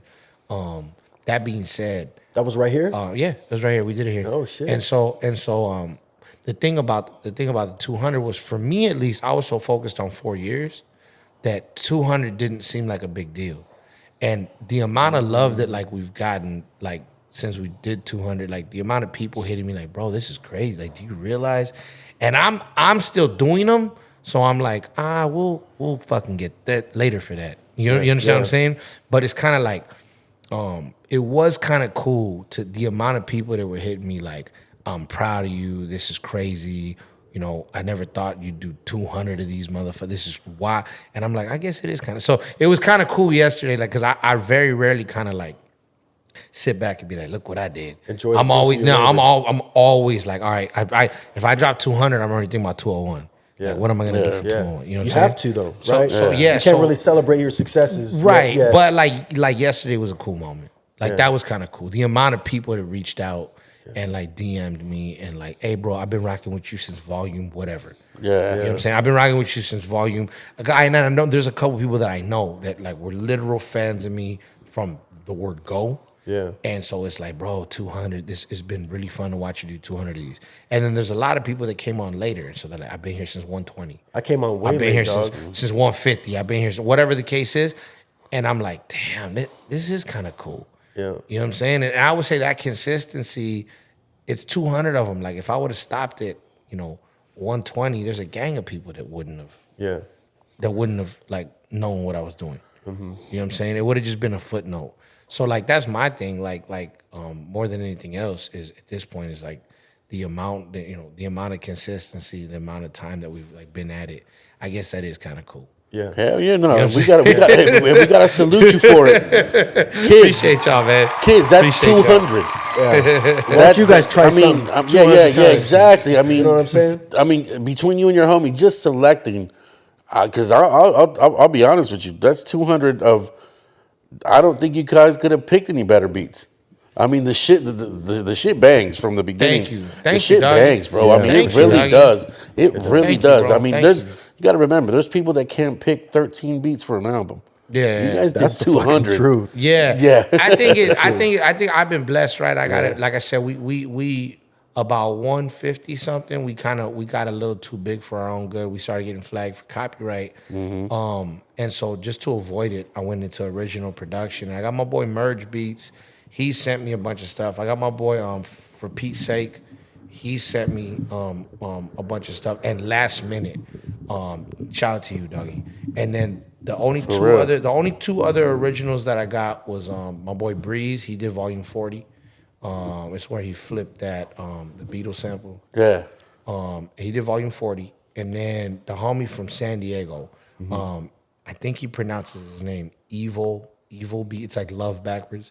Okay. Evil Beats. I think it's Evil Beats 619. I think is his IG. Shouts out to him because he was like, "Hey, bro, I make beats. Like, can I send you a pack?" And I just sent him my email. Like, it's like my standard response. Like, here you go. Yeah. He sent me an email, and then I was fucking around in my email one day, and I'm like looking for instrumentals, and I hear one. I'm like, "Ooh, that's nasty. Who is this from?" Fuck. Yeah. So I'm like looking, I'm like, all right, let me try to find him on IG. I find him. Hey, bro, you had sent me a beat pack a while back. I like this beat. Do you think I could use it this week?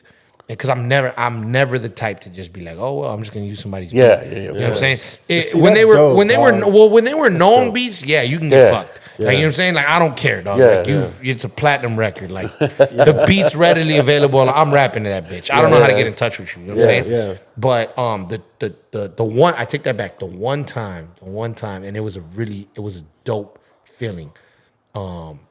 I hit up Tash from the Licks because me and Tash got a cool. Shout out to Tash. Me and Tash got a cool relationship. Oh, hell yeah. Just off of 40 Ounce Fridays, like him finding me, he fucks with me heavy. Oh, really? Okay.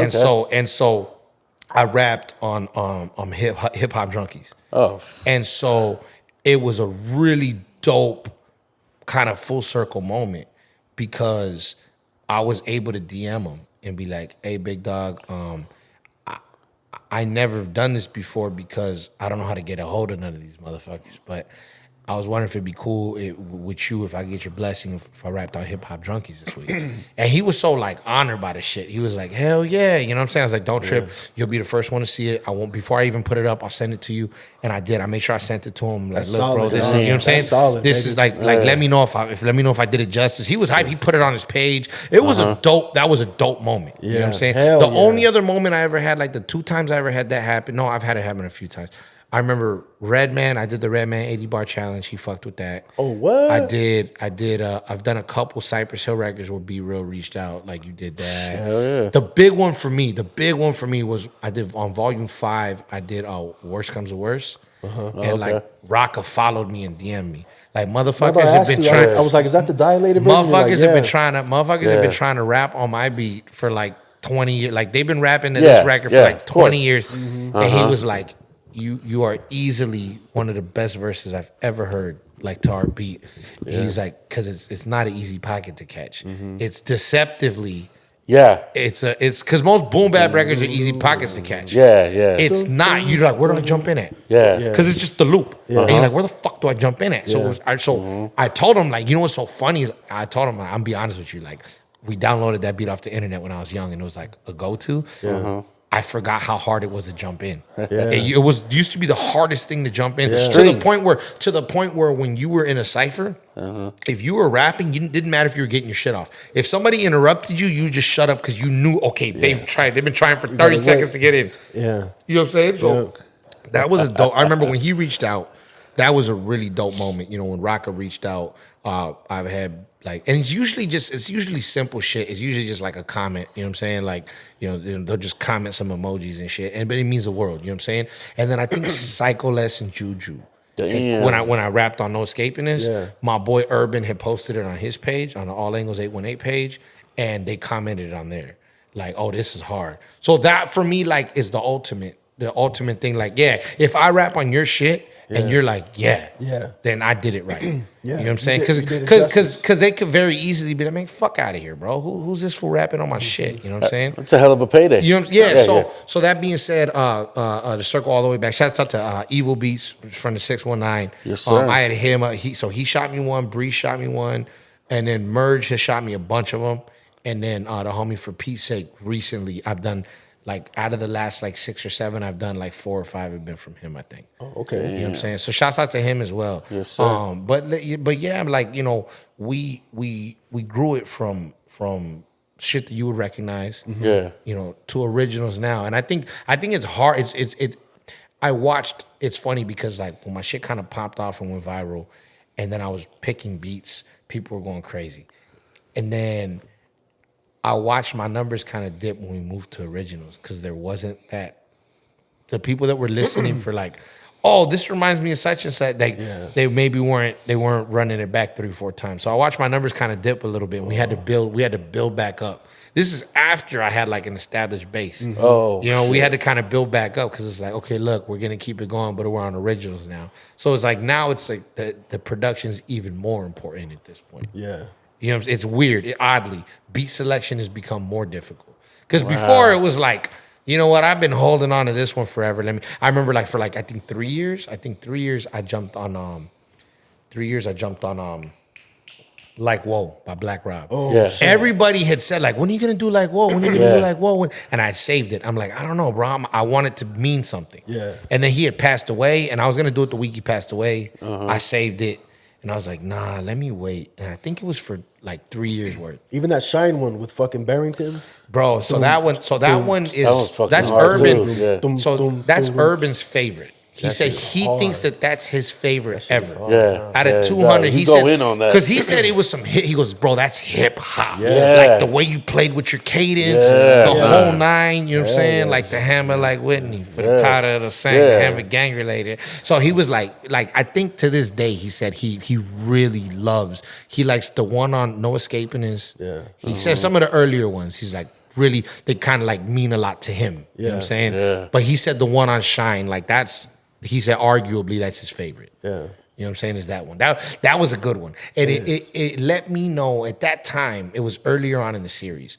It let me know when I did that one, I was like, I think that was that was when I realized I had really like kind of in my own personal growth, I was like, I'm really good at rapping. Yeah. You understand what I'm saying? Like when I messed with that one, I was like, oh, I can do whatever I want with my cadence. Yeah. I can literally, on purpose, I can decide that I'm gonna rap this way to this beat because I want to. And it has, the words are like, that shit will come in. You know what I'm saying? Some people will be like, oh, I love such and such beat, but I can't fuck with it because I don't know how to rap on it, right? Yeah. And then for me, that was when I realized I could, if I want to rap on something, I'm going to rap on something. When you realize you mastered your craft. Yeah, exactly that. You mastered your craft. I really felt that way at that point. I was like, oh, I'm good at this shit. Like, you know what I'm saying? Did you do anything to celebrate that? That week? I mean, for yourself, when you knew like, oh, I got this. Like, oh, I mastered. I don't think so because I felt like kind of like a pat on the back to yourself. I think at that point I went harder. Like, all right, well, cool. Oh, I know I could do that now. All right, you know what I mean? And I just went in. Like I went in harder. Like that was my thing. Was like, okay, well, if you really have mastered your craft, then show it. Yeah. You know what I'm saying? Like keep putting your foot in the ass like every fucking week. Like that was my goal. You know what I'm saying? Hey, that's true, right? And that goes back to what we said earlier. Like you don't really celebrate your successes at the moment. You know what I'm saying? Nah, like, but looking back, you can point at certain things. You're like, oh, I remember when I got to this point. Yeah. That taught me a lot about myself. Or I got to this point, it taught me a lot about myself. You know what I'm saying? Yeah. For sure. But yeah, I just feel like landmarks and shit. Yeah, right? but yeah, I think that I feel like if you sit back and pat yourself on the back too hard, like you're not doing the work anymore. If you have time to be like, look at me, look what I'm doing. You're not that's working. time. That's time you could have been working. yeah. So my thing is like, later for that. Yeah. Later for that. We're gonna do this. I'm And still working. And in all fairness, I'm the same way because in the sense where like if I sit there and I admire myself, then fuck, cool. I'm gonna keep stroking my ego. Fuck it. You know, you kind of just get caught up in it, and and then you get fucking, your mind is diluted, and then you try to get back to something, and you lost all the mojo. Yeah, pretty much. You lost all the mojo. You fucking now you got to try to start from scratch. Exactly. You know what I'm saying? And it's just like exactly. With me specifically, what I mean. I know I'm the same way. I could agree with that though, and I think that's the reason that I haven't really like fully sat back and been like, I'm a good rapper. Like, you know what I'm saying? It's like it's like I recognize that I'm able to do what I want with my craft. Yes, but the key is to still do it. Yeah. Like that's my thing. Like, oh no, I'm at the peak of my I'm definitely at the peak of my powers, but I gotta use them. Mm-hmm. That's You know kind of what like I'm that same comes with like the same thing like when you're able to listen to yourself. When you first start, sometimes you can't even really listen to yourself. Yeah. Then you come to that point where you're like, you know what? That's okay. That's all right. Yeah, I mean, I think that for me now, like I'll listen to certain shit, and then like if I'm listening to a mix from the studio, I'm like, okay, how am I gonna make a video out of this? You know what I mean? How am I gonna whatever the case? You know what I'm saying? Yeah. So how do I do this? Or well, you know what? I don't like that. Let me let them know I need this turned up in a mix or whatever the case is. Yeah. Right? But yeah, I mean, for the most part, now, yeah, definitely. I remember in the beginning. I think the only thing I think everybody goes through it, right? Like the only thing is when I first heard myself rap, I was like, oh, I sound like that.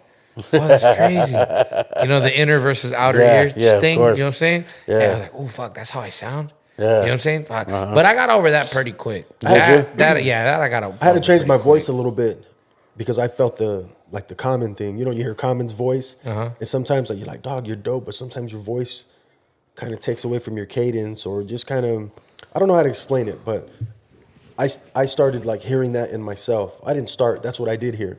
And I was like, damn, I think I'm kind of dope, but I feel like I sound like this. So then I just kept working and kept working like, okay, but maybe I'm using too many words. Yeah. In a bar. Maybe I'm doing this. Maybe I'm really not on beat. Like I think I'm on beat. So I just like restructured it. And then I got to a point where I think I simplified my verses to where they were on beat because I started structuring it because, I make beats. So I started structuring it like, oh, okay, cool, I got it. But yet it's like I kind of dumbed down my verses just so they can flow rather than be dope. Does that make sense? Yeah, completely. I think that's a battle that a lot of rappers go through. And then I think that I think it's hard. I think it's really a difficult thing to do when you hear somebody that's like quote unquote got bars and you like their music. Like that's legendary. That's really hard because there's a ton of people with bars that I don't want to listen to. Yeah. Out of respect, I'm not gonna say no names, but there's a lot of fools that I want to know though. got bars Because we probably agree. that I don't want to. I'm like, I can't listen. Yeah, to that shit. yeah, You know yeah. what I'm saying? I can't. That motherfucker got bars. I can't listen to that. Yeah. So I think that when you do hear that's why like you get certain people that are like so legendary and so acclaimed, and then people are like, get off his dick, everybody. Why? Bro, that's hard to do. It is. You understand what I'm saying? Yeah. It is so like I think the one like from this generation that you got to point to is like J. Cole. When he first came out, he was trying to rap his ass off, and I'll never forget it. I remember his very first like big single with like a big budget and shit was this song was called Who That. Yeah. And then he's like trying to rap. Rap. Yeah. Who that? Bitch, I got that flame, so don't worry about my motherfucking name. And he was like really rapping. And it's funny because I think Jay talked about it because at this point he's on Rock Nation, and Jay let him put that out, and it kind of I think they knew it was gonna flop. It was not gonna do well like as a single. Yeah. And then he had to like go back and figure out like, okay, I gotta make music. I can't just rap at these people. Clearly, I can rap well because I got my deal, I got my situation. Yeah. But I gotta make music. And then he goes in, he comes out with a Paula Abdul, a sample. And he does a workout record, and then you're like, oh, he's figuring it out. You know what I'm Yeah. saying? Oh, this is dope. You know what I'm saying? This is really cool. He's really Yeah. figuring out his where he's gonna be as an artist. And I wonder how much pride he had to swallow for himself to be like, oh, fuck, I can't Right. do this. I gotta. Well, I especially think someone so, like- think he's the last example. I think, I mean, maybe there's somebody else. I mean, it can pop up in the future, I guess. But he's the last example of artist development, where they really were like got on a label and they let him put some shit out, and he like really kind of developed, and then they gave him the time to develop, and they didn't drop him. You know, because I would say that somebody who I felt like was developing, and was, you were watching him get better as a rapper, and then like their situation, you know, changed or went away or whatever, was Ace Hood with Khaled. Ace Hood, yeah. You know what I'm saying? Like you felt like he was kind of, every album he was getting a little better, and then all of a sudden there was no more, you know, Khaled and Ace Hood, right? So I think that like Cole would be the last person I would say that, you know, that would, you know, qualify for like artist development, where you watched him kind of get better and better. Yeah, you watch them grow little by little. Yeah, and that's kind of cool. Yeah, You know what I'm it is saying? cool. And I would cool. say, you know, to bring it back, I would say that's, I think, where some of my fans really fuck with me at. Yeah. You know what I'm saying? Hey, yo, Haz, like, I was watching you since volume 1, and see where you're at now. This is crazy, you know. And I know, because at the time I had nobody following, so I knew exactly who the people were that were fucking with what I was doing. You know what I'm saying? And to come to it now is like, you know, like I said, a few people yesterday had posted me like, I've been listening to this dude for 200 weeks. This is crazy. And I was like, yeah, you really have. Like, good looking out, bro. Thank you. You know what I'm saying? Hell of a journey, hell of a ride so far. You know what I'm saying? There's got to be one, though. Which number was probably the hardest to accomplish? Good one. There's got to be one. Well, just I can tell you right now. So the one, there was a couple. I remember I think there was one time, if I'm not mistaken, I don't remember which one it was, but I think there was one time where I had to go back in and re-record it. The one time I had to go back, and I don't remember what it was. I'm not even gonna lie to you, but I think, and it was when I was with Urban. I feel like there was one that he's like, "Fuck, bro, I don't know what happened. I don't have the audio." And I had to go back in and re-record it. I think there was one time that happened. I don't know why, but I feel like there was one time that happened. And then I know for a fact there was one time when I had COVID, and I was like on fucking lockdown in my room and shit. And that one is the one that, because I didn't realize that trying to pound a whole 40 of Mickey's while you're fighting COVID would fuck you up. So I literally I had pounded the 40, and then I'm tapping on the desk. That was how I did that one. I was beating on my desk and rapping, and like sound quality wise, it's the worst one that we have, and it's probably the one that I'm most proud of. Just because of the fact that I fucking was sitting there really sick, and I paid for drinking at 40. I fucking paid for it, dog. I was literally like sweating in bed after. You know what I'm saying? But like I really have tried to be as authentic as possible. And so I was like, I drink a 40 every week and I fucking rap, and that's what I'm gonna do this. So you think that was the one that meant the most to you? That was the one that was like the most difficult for sure. Or difficult? That was the most difficult, and then kind of meant the most. Yeah. Oddly, yeah. And sound quality, video, the worst one that we got. It makes sense, For though. sure. It makes sense. I literally put the fucking thing. I was by That's myself, true fucking- so I had a little tripod. Like these are amazing compared to what I had. I had a little shit. tripod, and I put it on my desk, and I put it on a book or some shit. And then like I'm looking, I'm like, okay, that's gonna have to do. Yeah. You know what I'm saying? If you go back and it's hilarious. I'm going Like, to now, yeah. You know what I mean? I'm literally pounding on my desk rapping. You got to repost that You know what I'm shit, saying? dog. Yeah. So that was the one that was probably the most difficult. Yeah. Yeah, I felt that one the next day. That's crazy. That's crazy. That was a motherfucker. Damn. Yeah. Hey, what's your writing process like? I don't write. I go in like I do the fucking, I do the Jay-Z thing, I guess. You know what I'm saying? You know what I'm saying? That's we what had I a do. we had a discussion. I don't about have that. I don't have any time, bro. So I literally got to come to the studio, put the beat on, and then I rock out for like, a little while. All right, I'm ready. Drink my 40, and then like I get here, I bullshit, turn the beat on. You know what I'm saying? Turn the beat on. I'll crack the 40. I'll start sipping it. I'll go through my process, You know what I'm saying? Then by the time I got like this much left, I'm ready to record. You know what I'm saying? Like I look at my 40, I'll be like, keep going, keep going. bad, I dog. look You at my ain't 40. You're even good, dog. You know, no, you're good. I look at my 40 again. You know what I'm saying? Does she have them next door? You know what I'm saying? And then I think they do have them, but there's a spot I go to that's like right next to my pad. It's like they're used to me. gotcha. You know what I mean? They see me walk in. Yeah. What's up, bro? How we doing? Yeah. But you know, I'll do it that way. And then all right, I'm ready to go. How long know you what been I mean? doing it like that? So when we first started 40 Ounce Fridays, I would have, like when I was with my boy Urban in his room, I would have my verse either ready, or a few bars short. And then towards the end, me messing with him, like I was getting busy and he was getting busy. And the reason why like I moved from his pad was he was like, yo, Haz, I got a lot going on. You know what I'm saying? And you know, I don't know how many more of these I could do. I'm like, bro, we rocked for 100. Like, you know, we had a shit. hell of a run, you know what I'm saying? So I was like, all right. And then my boy Danny Zico here at Room Z was like trying to get me over here. Cause his thing was like, he had just opened a studio and he's like, bro, we could help each other.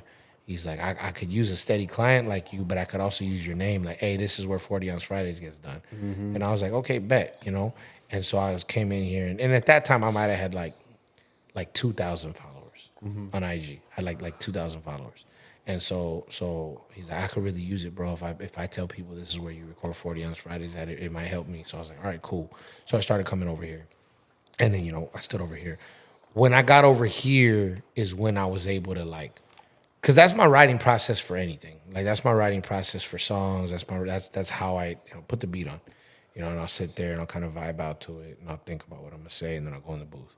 So with being here, when I started recording here, like my day job got more hectic. I had like way more to do. So I just didn't have time to like be thinking about rhymes and shit.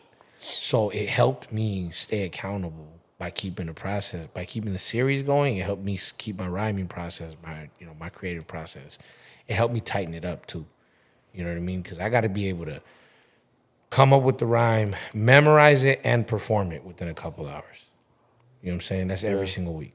You know, so like if you see a 40 Ounce Fridays, I promise you that 2 hours before that thing was recorded, I didn't even have any idea what I was doing that day. Oh shit. Yeah, you hadn't even conjured a thought on it. Yeah. No, not Do you at think all. that?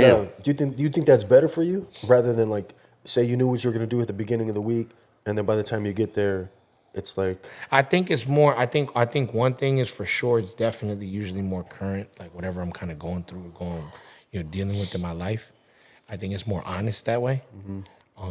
As far as quality goes, yeah, I think it's. I mean, if you just listen to like the older ones to today, like my pocket's like buttery now. You know what I'm saying? And so, I would say that I just like have, really refined that process. But that's always my writing process. That had been my writing process for years. I don't think I ever met anyone really that's done it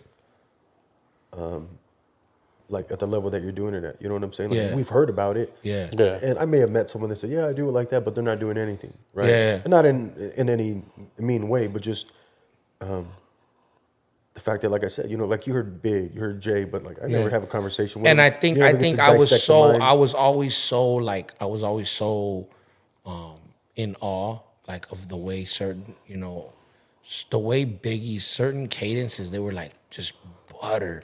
Yeah. And it's like, oh, no wonder. I put hoes in NY onto DKNY. Miami, DC, prefer Versace. Off in these hoes. Like the way he would just kind of bounce around the Yeah. beat. And I'm like, oh, I get it now. I see how he did that. You understand what I'm saying? Because I do it now. Like I do that, the whole thing of like just vibing with the beat, where you kind of like melt into it. And that's the way I look at it anyways. You know what I'm You saying? bounce instead of Yeah, swinging. yeah. I'm just like, I'm just kind of like jumping all over yeah. the beat. And I was just like, oh, okay, I get it now. Yeah. You know what I mean? That's dope. So I mean, because I still can't get it, but I hear you though. You know what I yeah, mean? Like, and what I think it really is like you really internalize the rhyme. Because like if I'm going like this, right? If I'm like this and I'm like reading it, there's you're gonna hear that. Like you're gonna hear the reading. yeah. You know what I'm saying? I know So like, exactly what you're talking so you about. gotta like really internalize it. So some people will do like a demo version, and then they'll come back the next day, and then they'll and they'll sit with it, and then they'll come back, they'll have it memorized, and they'll rewrap it. Listen to it. You know what I'm saying? But the way that I do it is like, okay, I'm ready to go. I already had that shit committed, you know? And then so like I'll say it. And sometimes I might do like 2-3 takes because I'm like, let me do it. I can do my inflections better. Like I can say I can say this word like this. You know what I'm saying? I can say this word like this. Okay, all right. Let me run that back. Let me do it again. I can give you a better take. Yeah. You know what I mean? But like as opposed to like sitting with a demo for 3-4 days and coming back, I'll sit with a demo take for like 3 minutes. All right, let me run it back. Yeah. You know what I'm saying? So it helps me also create quicker too, I guess. Yeah, and yeah, that's dope, dog. Fucking A. That is crazy. That is It really crazy. is, yeah. No. You know what?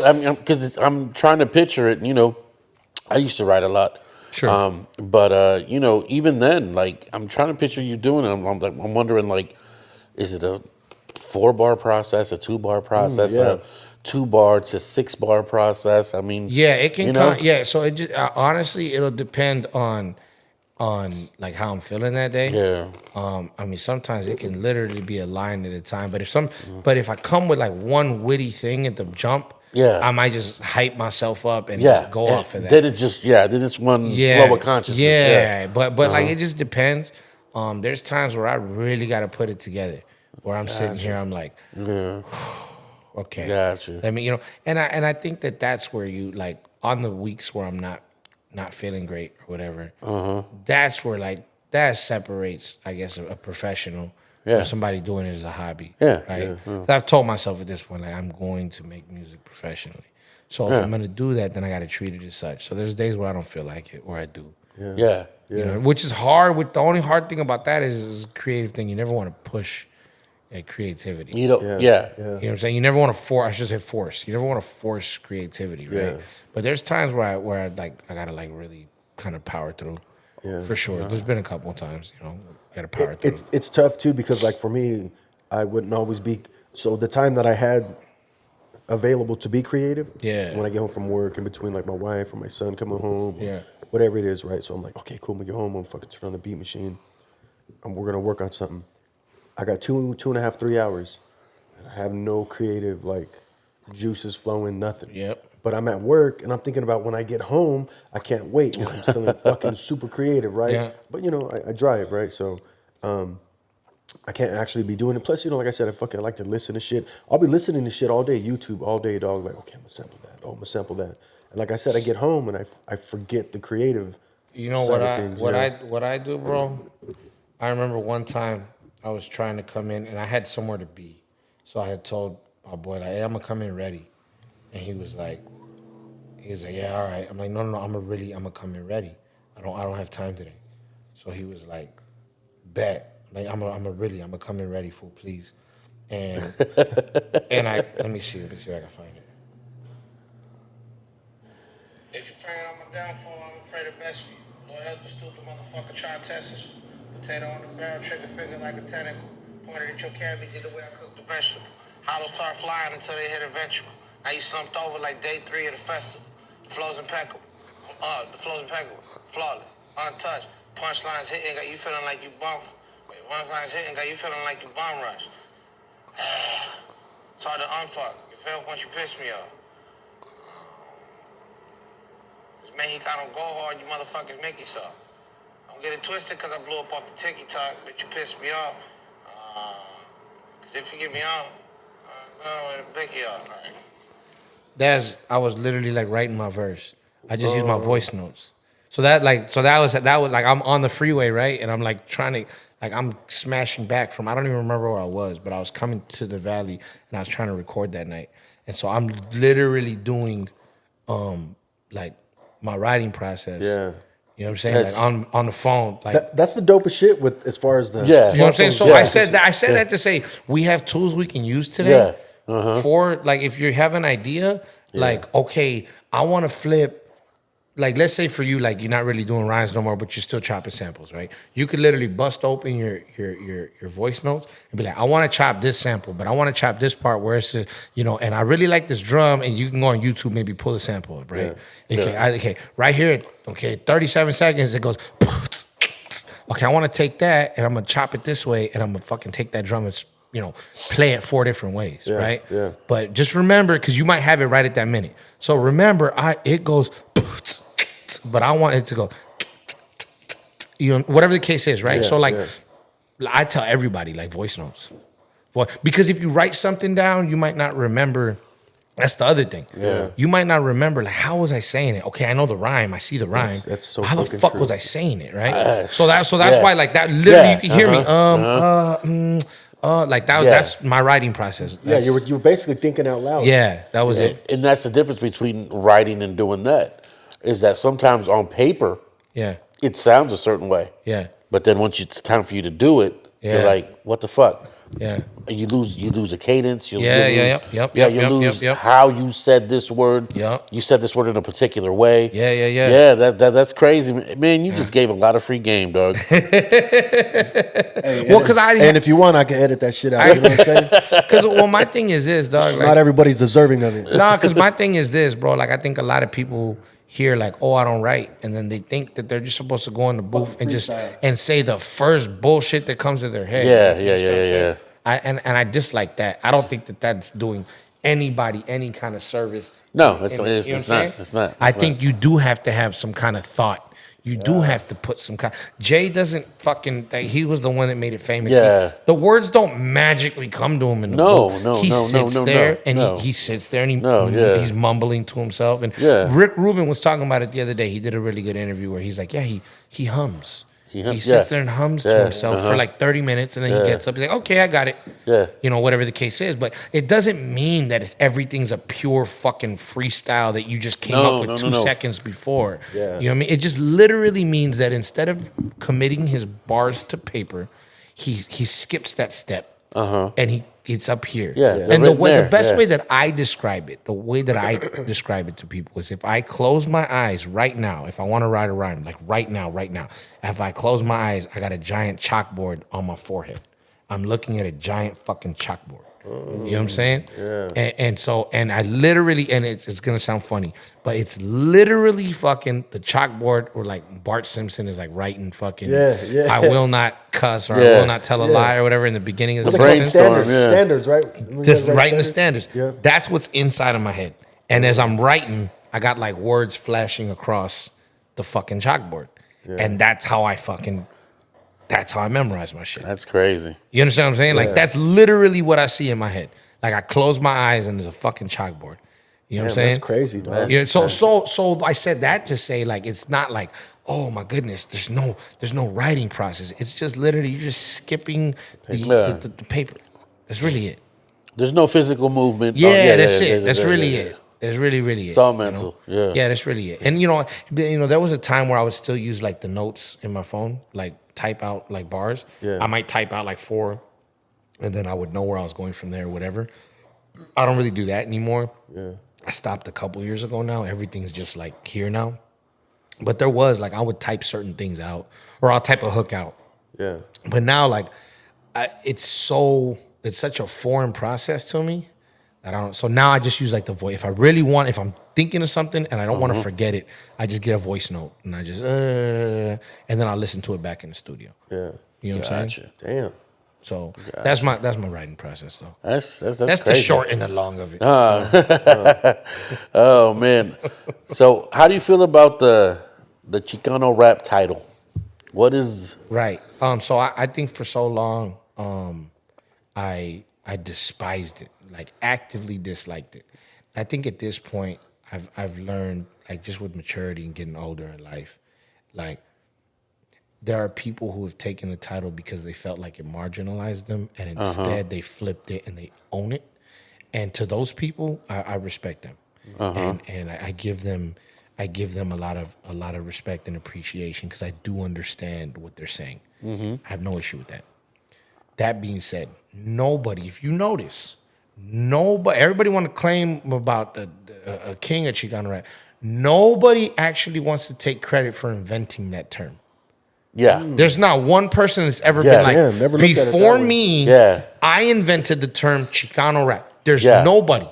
Yeah. At least I can't find it. Yeah. No, not royalty. Nobody's sitting in that chair. Nobody's Yeah. sitting there saying I invented Yeah. the term Yeah. Chicano rap, and it meant like a dude from an inner city neighborhood, and he was rapping a certain way, and he wore lokes, and he had lowriders in his video, and this, that, and the third, and he rapped on all these samples, and this was Chicano rap. That's Yeah. more marketing for You know what I'm labels saying? and shit. Yeah. Right? Exactly, because nobody wants to take credit because they know it's a fucked up thing. Yeah. They know it's not a good look in terms of like the amount of marginalization and cornering that you're doing. Yeah. Yeah. Right? So me personally, though, that's the way I look at it. Like I am never eager to put myself in a box. I want to Perfect. be able to make whatever music I want to be able to make. You know Yeah. what I'm saying? I want to make a moving different. Yeah. Right? Yeah. I want to make different records. Yeah. And I want to be able to take my music as far the fuck as I want to.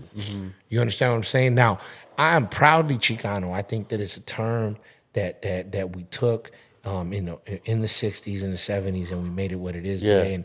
And the idea of Chicanismo and the idea of everything that comes with it. I'm very proud of that. I love that. I fully embrace that. That being said, I think that the idea of I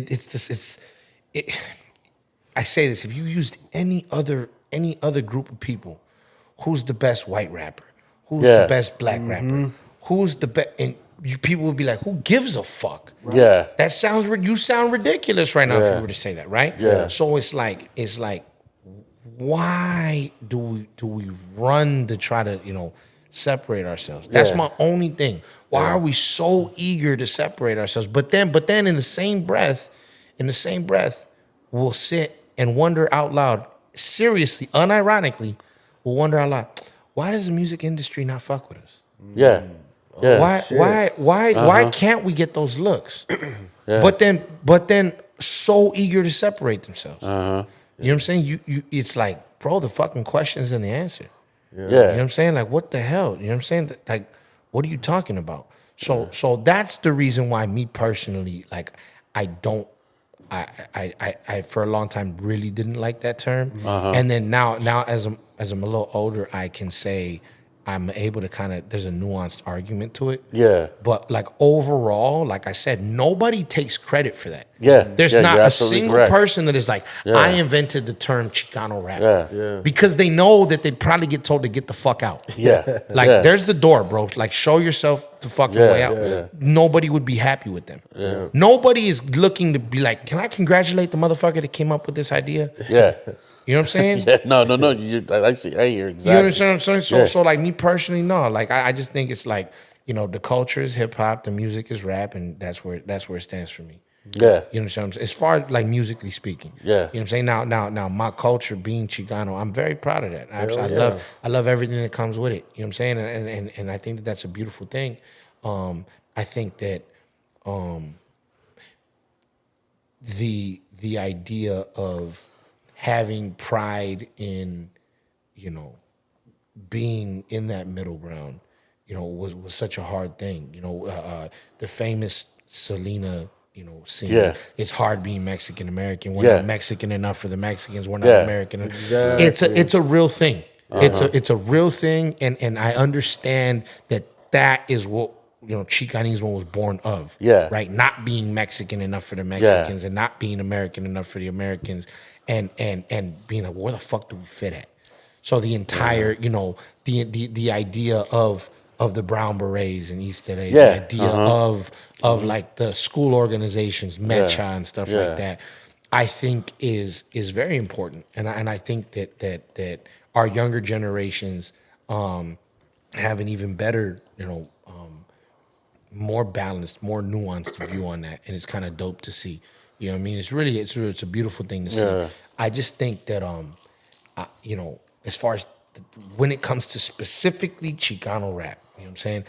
I don't understand the rush, the desire to box ourselves in. Yeah. Yeah. That's the part that I don't get. Yeah. It's like, Well spoken. Well said. you know what I'm saying? Yeah. That's the only part I don't understand. You know what I'm saying? But like I said, there are certain people that I hear, You know, I've heard Bozo speak on it. You know what I'm saying? And there are certain people that are like, nah. Well, you know what? They try to use that term to box me in. So watch me take it and fly the flag. And I'm like, that's fine. Like I'm like that's cool. Like that like I said, that I understand. Like I get that. But like for me, I just have and it's the competitive side of me. Like I'm so competitive and I want this shit so bad. Yeah. You know what I'm saying? Yeah. Like I want it so bad at the highest levels that I'm like, no, you will not box me in. I still look at it that way. You understand what I'm saying? And to go with what you're saying to me, like what I see also is two levels of competition, being competitive. Yeah. Right. Not necessarily with each other, but like he's like, fuck it, you want to give it to me? I'm gonna run with it then.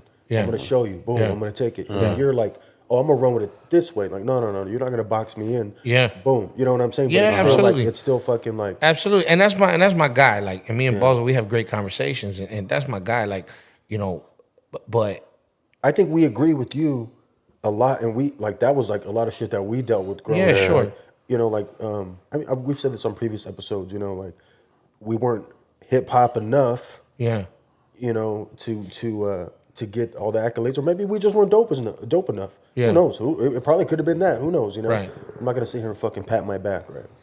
And then you know we have our homies and shit go with them, and they're like, oh, you fools want to be this, oh, you fools want to be that, and it's like, no, we just want to be hip hop, baby. You know what I'm saying? Yeah, that's it. It's the Yeah, music that's we make. it. you know? Yeah, absolutely. And, you know, and so it's like, so I kind of feel you like, no, we didn't really want to rock with that shit at all. You know? Yeah, yeah, absolutely. And then also quality of music.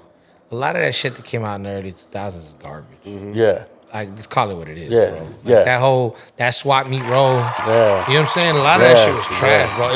It was like, okay, find a cholo who's willing to, Yeah. you know, pose on the cover of an album, and we'll figure the fucking music out after. Yeah. Yeah. You know what I'm saying? And it Yeah, was terrible, bro. It That's was, so it was, fucking yeah. true. It was dog. awful. A lot of that shit was ass. Let's make sure he's got the slang. know Let's what make I'm sure saying? he's got Yeah. what we want to hear, and then yeah, we'll figure out the music. Yeah. And you know, and to go with like what we were talking about earlier, right? About the you know the stuff that's going on right now. yeah. I agree with all sides, all perspectives. I agree with it, but what I also feel is we're at a point where like we can transcend into hip hop, and we could how do I word this? We could like we're at a point where we're like at a breaking point. We have so much talent out here, dog. Yeah, so yeah. much fucking talent Yeah. where the sound doesn't have to stay Yeah. this particular sound. Yeah, it doesn't have absolutely. to stay trap. It doesn't have to stay this. Yeah. Like we can move because, dog, like even what's his name, Merge, the guy that did, Yeah. like even him, I didn't know about him at all. Dog. Yeah, I had he's no dope. fucking idea, Yeah, right? shout out to Merge. Yeah, shout out to Merge. And how do I find out about him? Watching your fucking your 40-ounce series. Yeah. And then I click on him. I'm like, oh, what the fuck? You He's look like dope, me. dope. Yeah, you know he's what I'm saying? dope. Like, oh Yeah. shit. Oh, you're from Bakersfield. Yeah. I mean, how much did he have to deal with living in Bakersfield? Yeah. From all the LA fools. Nah, you he's know? fucking- Like, oh, he he's- fools way out there. Oh, like the same shit that I He's eat. Oh, the yeah, IE. he's dope, bro. But it's like, Yeah. look, dog, there's so much fucking talent. We have so much talent, dog. Yeah.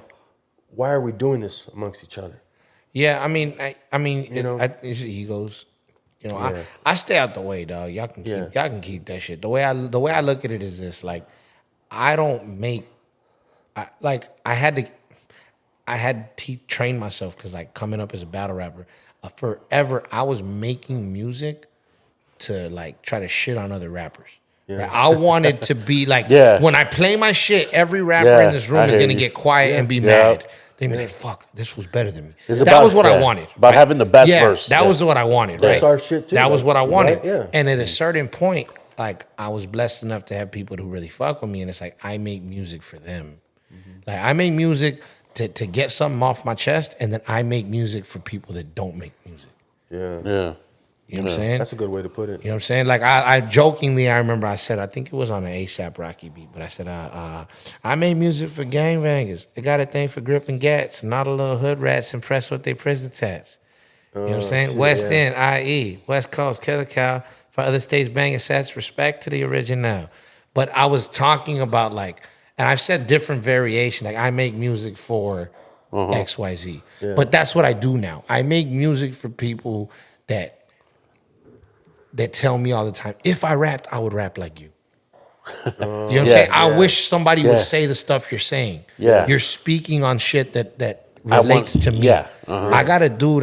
He's always hyped me up and forgive me. I can't. Is that you making all that noise over there? I think it might be these couches are creaking. But I had a dude hit me like he just paroled after 18 years. Oh. And like he found my page and he's like, bro, this shit is dope.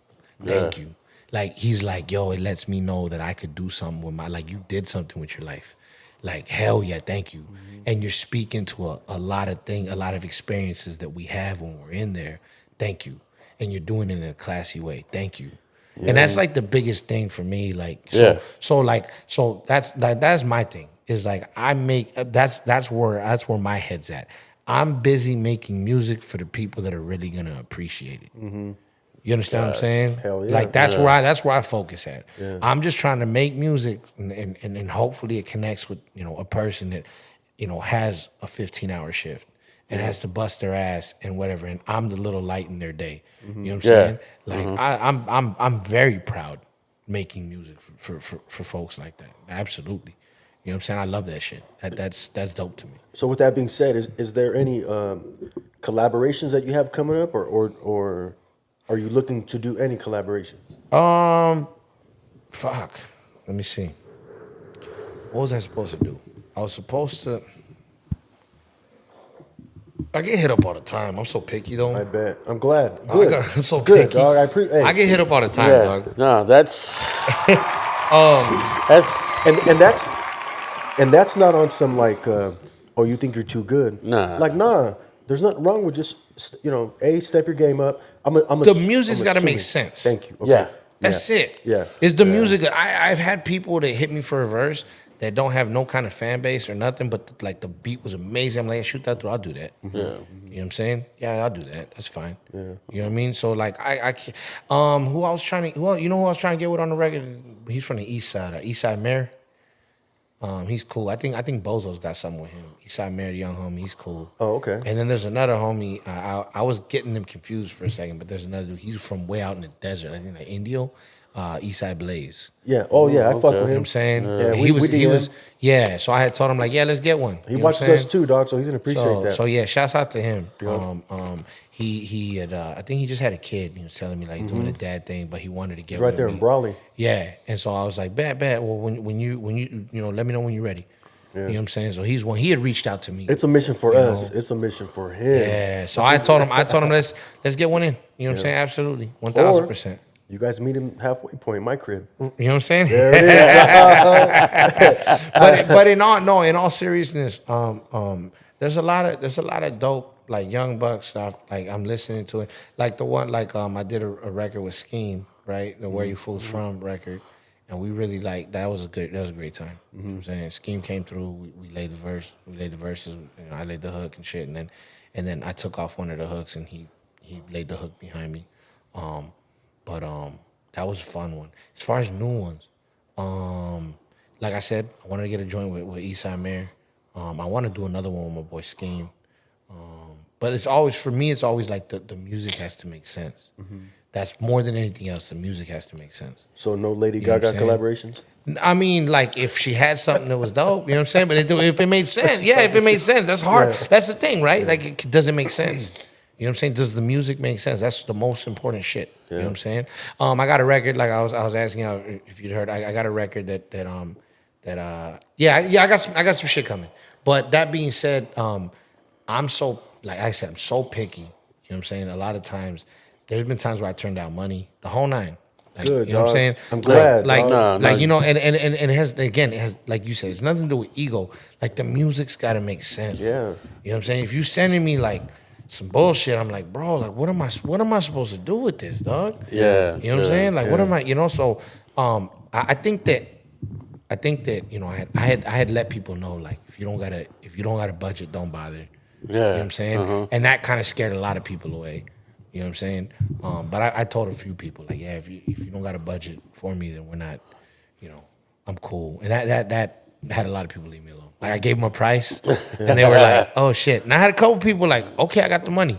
And I had one dude, I was like, bro, you can keep your money. Yeah. I'm going to tell you the truth. What you should probably do, I told him, take the money you were going to give me, you know what I'm saying, and buy yourself a microphone. You know, I told him like buy these things. It's gonna cost about the same, and like teach yourself how to rap. Yeah. Like for real. Don't just save your lunch. Yeah, Like, yeah. like you know what I'm saying? I'm not gonna be able to do nothing. I'm not big enough. I told him straight up, I am not big enough of a rapper to like pull you along. Hey. I'm just not. And he needs to, hopefully he looked at it this way on the flip side of it, like, hey, Constructive criticism. hey, Criticism. Yeah. thank you for not just taking my money. Yeah. Thanks for not just swindling me out of my money. Yeah, And- nah, because I and- thought I was like, bro, this ain't gonna work, dog. Yeah. Like he sent me like 2 of his things. I'm like, you're not ready, bro. Like this isn't gonna sound good at all. and how creative could you be on that, right? Because it's like, to go with what you were saying about being dope, especially when you're doing a collaboration. We're from the era where it's like, oh, he's on a track, I'm on a track, we're on a track. I'm gonna have the best verse, right? Yeah. You're like, no, you're not. I'm gonna have the best verse. No, Yeah. we're not gonna diss each other, but we're right, gonna. but you're literally trying to pen, and then you know a couple years down the line, you guys are listening back like, I think he got it, or I think he, you know, whatever the case is. Yeah, So absolutely. smoke that shit. Yeah. So it makes it hard for you when you get a guy like that who submits that, and you're like, damn, I'm gonna take his money. I'm not gonna give him my best work. Now you got some half-ass shit out there. Yeah, Right. Yeah, absolutely. And it's like on the flip side, he has to look at it and be like, hey, you know what? Thank you for doing that. I appreciate that shit. You know what I am working on though? Shouts out to homie VHS. I'm working on something with him. It's gonna be like a little conceptual EP, and we're calling it Hold the Sticks. He likes to like go crate digging and find like those loops and shit, that gritty shit with like minimal drums. It's funny. So I'm rapping on a bunch of like those kinds of like Yeah. beats, and we're calling it Hold the Sticks. My boy VHS. So it's gonna be a little capsule. I'd like That's gonna be fun. I'd like to get him on. There's not really a lot of stuff out there on him. Yeah. You're the second guy I heard say his name. Yeah, Bozo yeah. being the other. Yeah. And then right away, I go down the rabbit hole looking. Yeah. And I'm like, oh, I can't really hear anything. There's nothing really. So I guess it's one of those things. If you know, you know. If you're in the if you're in the he's circle. very much he's like that. And I appreciate that. Yeah, he's very much Hey, like that because if he's you got watch this, actual. I appreciate that. He's shit. got vinyl releases. Yeah. like he's got $100 vinyl releases floating around Mexico. Oh yeah. You know Really? what I'm saying? Yeah. Nah, he's nice. He's nice, but he's on that shit though. He's on that real, Obscure type. Yeah, for sure. You know, what I mean? Yeah. But he reached out. He's like, "Hey, homie, I fuck with you has. Like, I just think you're dope as fuck, and you look like me, and you sound like fucking crazy. Like, let's do something." He pulled up with his fucking little 40. yeah. SP55. Yeah, there you go. Yeah, that Yeah, shit. bro, the old Rollins and shit. Yeah, and he yeah. pulled up. I Dr. never seen one. Rhythms or whatever, I never yeah. seen one in person, bro. And I was tripping out. You know what I'm saying? I think DiBiase was rocking with that DiBiase shit. fucks yeah. with those. Yeah, this mother, he's like that, bro. Yeah. You know what I'm saying? Like he's really like that, and it's dope to see. You know what I'm saying? And I think that when people hear what we've done, that shit'll be cool because it really like highlights the lyricism. Yeah. Because there's not a lot of drums. You know what I'm saying? So it really highlights the lyricism. Yeah. You know what I'm saying? And it's been fun. Like the shit that I've done with him has been definitely different, but that's fun. And that's genuine. That's a genuine like collaborative process for sure. Damn, and the fact that he said he had records in Mexico. Vinyl, yeah. Vinyl? Yeah, he's dropped vinyl. Yeah, he's like, have you ever put out like That shit is vinyl dope. for that? You know what I'm saying? I respect that So- shit. Yeah, dog. I like respect that shit. And- Yeah. That's, Yeah, no, he's dope, man. Damn. Yeah, he's dope. Yeah, we'd love to have him on too. Nah, I'll let him know. He's a good dude. He's a real sure. good dude. He's got a lot of energy and shit. That Bro, feels really? Cool. Yeah, Hell yeah. that feels cool. I got another question. Actually, there's a couple, but what you think about Speaks? So I've actually DM'd with him. He hit me up. I forget how, but he's like, "Hey, you be killing shit." And I was like, "Good looking out, bro. You too. Fuck." You know what I'm saying? Like you dope. You know. And I think what it is we've been tagged in each other's shit. Oh, gotcha. Like, this fool, like Hazerd should fuck with Speaks, or Speaks, Yeah, you should fuck yeah. with Hazerd, you know what I'm saying? Type shit, right? And at first, I'm like, who the fuck is this guy? And then I seen the video and I was like, oh, I've seen this. I think he's like LA Leakers. And I was like, oh, I've seen this. And then he killed LA Leakers, and I think he killed some shit with bootleg Kev. Bootleg Kev, yeah. right? And then he's done I think it was on Hoodstocks too. so I don't know if Speaks was he on Hoodstocks? I think he was on Hoodstocks. I feel like That he was. being said, super fucking dope. You know what I'm saying? And he's reached out, he showed a ton of love. He wants to hopefully fuck, cause he be in Mexico and shit. Yeah, You know he what I'm saying? does. So Yeah, yeah. hopefully on one of his trips over here we can get something in. Man, I just He's want dope. to. I just He's want to dope. be in the studio. You know what I'm saying? I just want to be with just like. He's dope, man. Nah, Speaks is dope, man. I'll fucking leave he's my cool. phone in the truck. You know what I'm saying? I don't need my phone. You know? Speaks is dope, man. I got my- and I like got I my said, he memory. reached out. Like a lot of these dudes reach out, and I never got an ego. Like when it comes to that, Yeah, like I'll speak yeah. to whoever, you know. So, I just, you know, you don't want to bug nobody. That's my thing. Yeah. I just don't want to bug nobody. But I of don't got course. no ego. Like I'm not just Yeah. like, oh, I don't know who that is. Like, nah, if I Yeah. think you're dope, I think you're dope. You know what I'm saying? Sure. So he's like I said, he reached out. He's shown a lot of love. And for me, it's kind of tough because like to find that to like toe the line of what's bugging and what's like Being persistent and wanting to Yeah. get your point across or whatever. or no or like reaching out to try to get guests. Sure. Or, you know what I'm saying? Like reaching out to you and like Sure. and then being like, you know, hitting you. You're like, damn, fool, I already said yes, but yeah, I know, but can we get a date? Yeah. Yeah, fool. When I figured out, oh no, but I need a date because of it. Yeah. You know, not saying you did that to me. I'm Yeah. saying in general. You know, like what, and that's tough. I on- think, yeah, on I that think, aspect of it. I think you, to be completely real with you, in my opinion, the way you reached out was very respectful, and I think if you come with the good intentions and that's what you're trying to do, you'll be fine. All right, You know what I'm saying? Yeah, I think like me personally, like I said, you didn't bother me none. You know what I'm saying? Like, Yeah, yeah, you know what I thanks. mean? Like, not at all. And I think it comes across that way when you're doing things for the right reason. You know, if you're a fucking weirdo and you're a scumbag and you're trying to, you know, it is Yeah, gonna you come know, off. yeah. It is gonna come off that Eventually, way. You know, yeah. it is gonna come off that way. But like when you come with like, you know, look, bro, we're trying to do this, that, and the third, and we got a platform that we're expanding, and you told me you'd done the show with Bozo, then I was like, okay, yeah, well, that's fine. Yeah. Like, we'll get it done. That's what I find. What I'm finding amazing right now is that a lot of names being dropped, and I told Bozo this. I can't wait till my son, got a 3-year-old, turns on the TV, and you know the videos are kids that look like him. You know what I mean? Yeah, I think it's absolutely. amazing. I think because with us it was a little harder for that. That It was was a little harder. Yeah. The acceptance, you know, the acceptance, even whether it be homies, whether it be family. Yeah. You know, it's. I think it's. I think it's nice. Like, you know, sometimes it's like, okay, like maybe this guy would understand my struggle a little more than somebody. I want that bad for like. I want there to be a kid like this 12 years old right now. Mm-hmm. And maybe in 12 years he's rapping. He's like, yo, Haz, I came up on your shit. Yeah, Like, exactly. that's dope. Exactly. Like that'll be dope to me. Yeah. When that happens, then I know I did something. Yeah. Yeah. You know, fuck everything else. That'll be the payoff, Yeah. yeah. If there's 12 years from now, if there's a 25-year-old kid, like I started listening to you, Haz, and it made me want to be a rapper, that's fucking dope. Yeah. You know what I'm saying? That's hard.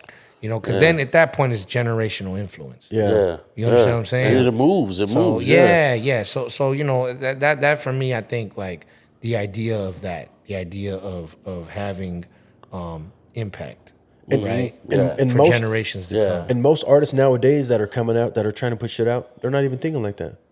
They don't even care about 12 Well, years I from think, now. You know what I'm saying? Like, yeah, but I think also how old are they, and like what are they coming from? Is it like I got to get off this block? yeah. Okay, I can make a video. Well, the homies think that I'm kind of tight when I rap. Fuck it, I'm gonna do it. Yeah. And so I can't knock them. Again, like the way I always look at it is like I have the benefit of I was fortunate enough to get out of prison and be able to figure it out. There's some people that never get that chance. They're gone before they figure it out. You know what I'm saying? Yeah. You know what I mean? They're gone before their 21st or they're gone before their 30th. You know what I'm saying? They never get a chance to fully figure it out. I've been blessed with time, really. You know what I'm saying? Like it's mellowed me a little bit. I'm not such a dickhead. You know what I'm saying? And I'm able to like kind of give like an opinion that's not just harsh black or white. There's areas of gray in life, Gray right? area, yeah. So it's like I think that's the reason for the fact that I might think 12 years from now because there was a 12 years before and I got through that. So then that means there could be another 12, right? Yeah. It's just maturity. But I think that, you know, some of these kids, I always just hope that they're able to figure it out before they can't anymore. You know what I'm saying? When you see the kids, you know, waving the pistols at the camera and stuff, we would have never done that. That's not true. You didn't have a, cause I see old Polaroids of fools holding the strap. Yeah. I see old Polaroids of fools I like throwing the that. neighborhood. Yeah, I like that I shit, see. yeah. So that's not true. You just didn't Polaroids, have yeah. you just didn't have the technology. Yeah. Yeah. You know what I'm saying? Like, but if you had the technology, like, what would you be doing? You know? Yeah. And so to me, and you know, it's like, you know, they're doing what they know with what they have. Yeah. You know what I'm saying? And my thing always is, I just hope that they figure it out before they can't anymore. Yeah. You know what I'm saying? I just hope they figure it out before they can't anymore. So I wouldn't hold that too hard against them. You know what I'm saying? Like, hopefully they're able to smarten up before they can't. Yeah. You know? That's a good way to And, put it. you know what I'm saying? I didn't look at it that way either, but you know? I like I said, I've been blessed with a little bit of time. Yeah. You know what I'm saying? And so I'm able to kind of speak from that perspective. You know what I mean? Like I went to prison young. I caught my cases really young. I was young, like I was a baby, And so and I'm looking at it now, from the perspective of a man. You know what I'm saying? So I have that benefit of a little bit of maturity. Yeah. You know what I'm saying? That's really all it is. I don't ever look at it like, oh yeah, these fools ain't on what I'm on, well, of course they're not. Yeah. They're fucking 20. You weren't on it either at 20. Exactly. I wasn't on it. No, at 20, I was sharpening my shank on my bed. Yeah. Like for real. I was literally, at 20 years old, I was figuring out how I could hide a knife the best way. Yeah. You understand what I'm saying? Like I was like, okay, I got this one. I got a razor blade in my pants. I got this one. It's a fucking shank, but it goes in the bottom of my deodorant. And then I got this one over here. Like for real. So fuck. Yeah. If I got this kid over here that's like sagging his skinny jeans and showing lean on camera, I'm like, fuck. I mean, what can I tell you, bro? Like, That's a good perspective, dog. And you know what I'm saying? You know what I mean? Like, what the fuck am I? What am I gonna say, bro? I was getting ready for riots at your age, dog. Like, that wasn't no better. You know what I mean? Motherfuckers might claim that it was more honorable. You know what I'm saying? But it's like, that's what I would say. Is I think that we get older and we forget, like, real quick what it is to be that. What it is to be that age. We do. You know what I'm saying? I do. So I always just try to suffer from that shit. And anytime I'm like, oh, this mother, I always just take a deep breath and be like, well, how old is this fucking kid? Yeah. Damn, he's 16? Fuck, that's crazy. Me at 16 with a camera in my face, I don't know what I would have done. Right. I don't know what I would have done. You know what I'm saying? Exactly. You know what I mean? We probably would have been some assholes. Like we don't know, Yeah. So I know what I was at 16, though. I can tell you that. Yeah. It's not nothing I would have wanted on camera. Yeah. You know what I'm saying? Like, I don't even like to think of that fool. You know what I'm saying? So it's like so for that so for that reason, I think that I don't get too worried. Like when I think about like my perspective from somebody else's, I better have that perspective. How old am I? Yeah. You know what I'm saying? I better have a perspective like that. Yeah. You know what I'm saying? Yeah. So what the hell? It is what it is. The more you know. You got anything else? Yeah. Just generic stuff. Sure. Dream collab, Doug. Beat or verse? Ooh, good one. We'll go verse, any genre. Oh shit. That's even better. Yeah, maybe Anthony Kiedis. Ooh. I like You know what I'm that. saying? Maybe I Anthony like that. Kiedis. Yeah, you know what? And there's Because so what many you said different- earlier, I was going to say that too. Anthony Kiedis. There's so many different versions of Anthony Kiedis as well. You know what I'm saying? So maybe him. Yeah. Maybe him. Yeah. Yeah, and that would be dope because I mean, Yeah. I've always said, Or if I could get him Bob Dylan. I mean, I got a Bob Dylan quote. Yeah. Yeah, You know hell what I'm yeah. saying? Bob Dylan, maybe some shit like that. Yeah. You know what I'm saying? And then musician wise, it's still Santana for me. Like if I could work with Carlos Santana, that man is still here with us. If I could fucking get my head on my ass and get big enough that Carlos Santana would, I don't care if he gave me like one guitar lick, whatever. Yeah. If I could say that I worked with Santana, that's probably above everything else. That's probably it. Probably Santana. I got something if you want to get close to it today. So what? I said I got something if you want to get close to it as far as the beat goes. You know what I'm saying? It ain't gonna give. Oh, you want me to rap or what? No. I mean, I'll play it, but I mean, you don't have to. You know what I'm saying? But we gotta actually. I just got hit from my engineer. I think he's got a session coming in. it's all good, dog. So yeah. He says. Yeah, I figured we were past that anyways, but I was just looking for it. Yeah, no worries. No, but because I just seen him in last Friday. We were in Vegas last Friday. I seen him. Yeah. Fucking dope. Dog. Yeah. At the House of Blues. Yeah. Yeah. Oh fuck. Yeah, Yeah. shit See, was that's dope. that's probably my dream collab right Yeah, there. right. that'd be nice. His That'd son- be- his you know what I'm son's saying? dope on the keys too. Yeah, that's what I've heard. Yeah. Yeah. That'd probably be it. And then like maybe getting a beat from fucking Primo or Dre. You know what I'm saying? Okay, Definitely. now let's minimize it. Primo or Dre? Fuck, I don't know. I That's don't tough. know. I'm the same way, it's a dog. so I think they're both have similar processes in that they both want you to come to their studio. Yeah. You know what I'm saying? And I appreciate that and make it in studio. They both kind of like that. You know what I mean? I've heard that Dre will have you punch in a bar at a time. That sounds like that could be fucking insane. Ooh, a Sounds bar like- at a That's time. what I've heard. And he'll go live. He'll be in the booth when you say it like this. And from what I've heard, he's very, very. I'm only doing Yeah. 8 very bars. involved. I'm only doing 8 bars. You know what I'm saying? dog. He's very Fuck that. involved. You know what I'm saying? And I've heard Primo likes to be in the lab with people though. Yeah. You know what I'm saying? I think he lets people kind of do their thing a little more. Yeah.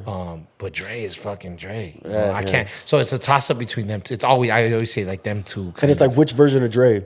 you know. Well, no, they say No, I mean like for you, like right, which right. version? Well, they say that he has beats from '92 that still aren't released that are hard. Like 50 has said, I've heard the original Chronic shit that didn't get on the tape that is still dope.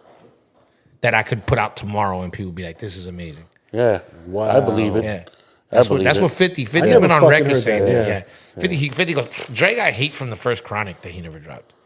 Shit, dog. I love 50, dog. You know what 50's I'm my saying? guy. Yeah, dog. no, 50's Yeah, dope 50's as my fuck. fucking Yeah, guy. 50's Funny, dope. yeah. That's another guy who had a great Yeah, beat and selection. he would be another one that I would love like to get a verse from. Good. Still, or like a hook. Yeah, I feel like yeah. he'd be like dope on Yeah, a hook. yeah. At Get thi- at 50 this on a point- hook. Yeah, at get this 50 point. on a hook. Yeah. Because he got so much going on. But like, let me just get 8 bars from you, sir. Yeah, that's Let me it. get That's 4 it. bars repeated. Let me get 4 bars twice. Yeah. That's all I ask from you. That's it. You know 4 what I'm saying? bars twice. You That's ain't it. fucking lying. You know what I'm saying? He. I don't want to say he. No, I'm not gonna say that word. He minimized. Maybe not minimized. He didn't take anything away, but he made the process less complicated. He simplified it. Simplified Yeah. it. Simplified He it. simplified Yeah. it, and Absolutely. it's dope. Yeah. It's fucking dope. Yeah, absolutely. Super That'd dope. be another one for sure. That'd be another one. I could go on forever though, like who I would love to work with for sure. You know what I mean? And one thing before we go, what do you think about this George Lopez and his comment on Well, that young comedian? Right. So I don't know. He's been a hero of mine forever. And my boy's dad is like best friends with him, George Lopez, and he was like, "Yeah, bro, I'll bring you over one of these days. Don't trip. I got you. Like, I know you were a fan like that." And I was like, "Yeah." He's like, "Yeah, don't trip. The next barbecue, come through. I'll make sure I introduce you properly." I was like, "Okay, cool." That was, that's something that like I was excited about, and hearing him speak. It's the generation that he came from. And he comes from that generation. The whole like, why you crying thing is really how he was raised. So like, you got to understand, this is a man who was never really like loved by any fucking body. You know what I'm saying? Like he talks about the fact that, his grandmother raised him and, was abusive and the whole nine, but at least she was there. That's the only love he ever knew. It was tough love. So that's what he thinks he's supposed to. Look, I got to worry about mine, dog. You know what I'm saying? I was orphaned. My grandma raised me, beat the shit out of me. And fuck, dog, what do you want? Like, you want me to hold your hand? I didn't have nobody hold my hand. Some people can go either way with it. They can become really nurturing. Like, I didn't have nobody. I want to be the person I didn't have. And then other people are like, bro, this is how I came up, dog. Fucking deal with it. It's a cold world out there, homie. Because if you listen, the other guy's saying, I feel like we should reach back. He goes, yeah, see, I don't agree with that. I think that you're fucking up, bro. Focus on yourself. And he's being honest. Yeah. You know what I'm saying? He's being honest. And so for me, I like, at least he's fucking telling you the truth. At least he's not being like, oh yeah, I love all the comedians, and then like going behind their back and fucking them over. Yeah. He's not going behind no one's back and trying to snake them. He's just like, bro, you got to get that shit on your own. Don't call me. Don't call my phone. You know what I mean? I personally am more the type to try to reach out. You know what I'm saying? I've found that as I've reached out and as I've done that, my life has gotten better. My musical career has gone better. The whole nine. You understand what I'm saying? Yeah. I found that it's gone better for me, and that's how I like to try to do things. You know what I mean? I want to try to spread positivity where I can, reach out, try to help people where I can. But I could understand where he's coming from, just because, like, come on, dude, like, he didn't have anybody to really. He invented the blueprint. There is no blueprint before him, you know what I'm saying? Because, and if you look at it too, like, he was, a big fan of Eric Estrada, and he kind of sunned him. You know what I'm saying? And he's like, fuck that fool then. That's how it goes. All right, fine, I'm gonna get mine. You know what I'm saying? And then he went and he fucking got his. You know what I'm saying? Nobody wanted to really help him. There was nobody that looked like us that wanted to help him. He had to go get the white lady to green light his shows. You know what I'm saying? He got Sandra Bullock. Sandra Bullock, You know what I'm saying? Sandra Bullock. And real quick, I'm a wrap it on this. Two things. Ralph Barbosa's fucking hilarious. I love watching all of his clips. Like whoever's been like doing his PR lately, he pops up a lot. He's really fucking funny, and I think that he's going places. One. Two. George Lopez will always have my respect for one reason. I was in prison. He had his late night show. And I remember I would watch his late night show every single night with fucking religiousness. Even though I had to get up for chow at 4 a.m, I would watch the late night show because to me, I was like, I got to support this motherfucker that looks like me that has a late night show. Okay? I'm going to support it. Now, I really got into the weeds of like late night shows and the monologue in the beginning. Now, I'll never forget this. And this is why, for me, he's forever a real motherfucker. There was a time where Sandra Bullock, he got a divorce. And every other late night show was just fucking like making every joke they could about it. Right? George Lopez never had one single reference to her getting that divorce because she had helped him. You know what I'm saying? There was not one. They never spoke about, and that was like a hot topic at the time. Yeah. You know what I mean? Easy. It was being, An easy it was one, being, you know, Low hanging fruit. it was really low hanging fruit, and he never one time Who was made it? a Jesse single. James, right? Yeah, that shit. The biker dude, right? Yep. Yeah. And he never made one joke. So like, I always have held him in a high esteem because of that. And then seeing the podcast, I was kind of like, oh, come on, George.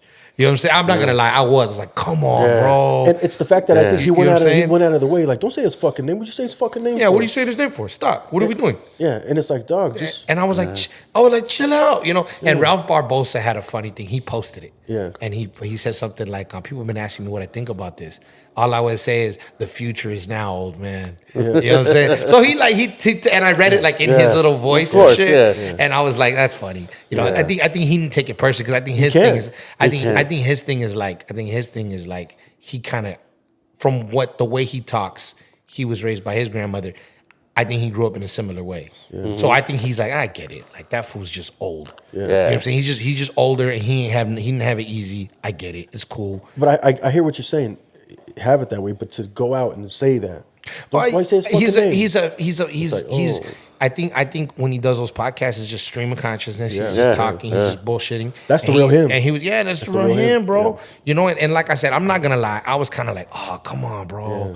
Just because he's such a hero of mine. Like real, because you want to talk about like, oh, that dude looks like me. And I'm lighter skinned, but I was like, wow, he's saying jokes that I get. The whole welcome to Jack in the Box thing. Like I remember being a teenager, of course. laughing and like just like wanting like take my money. Like I want to support. You know, I seen him at talking about the Universal Amphitheater, right? I seen him at was it the Gibson or the Universal? I can't remember. I think it was the Gibson. It's the same, right? But it's the same. It's the same one. But the naming rights. They switched it. I think it was called the Gibson when they shut it down. I think it might have been back to the Universal. But anyways, we went and he closed it out with 2 shows, and we went to see one of the ones that he closed the fucking amphitheater with, and like I just remember being happy as fuck. Like, this is fucking dope. You know what I'm saying? Just being like, fuck yeah, this is dope. You understand what I'm saying? Like genuinely being excited. This is that shit. You know what I'm saying? And just being happy about it, you know? So it's like, do I wish that he was like a little more accepting? Like, yeah, I do. I do. You know what I'm saying? But do I know where it comes from? Yeah. You know what I mean? It is what it is. Yeah. You know what I'm saying? Thank God I don't do stand-up comedy. Right. Fuck. Hey, thank You know what I'm God. saying? I'm about to, You probably be fist fighting a lot more. Who the fuck is? Don't fucking say his name, dog. But hey, on that note, thanks again, dog. Absolutely for not. having us. I appreciate that I shit. feel like man. I feel like we could go another hour. I feel like we got to do this again, doggy. For real. Hey, for I'm real. hoping for part 2. And, absolutely. hopefully part 2 I can get you out that way. You know what I'm Fuck, saying? man. Let's just try to We'll figure go it out out. to eat and shit. Yeah, you know let's what I'm do it. saying? Yeah, Fucking absolutely. Got some spots. So. Yeah, absolutely. Hey, everyone, thanks again for tuning in to God Fit Soul Podcast. Yes, podcast sir. episode 19. 19. There it is. I hope you guys don't get anything that you want, and have a good one.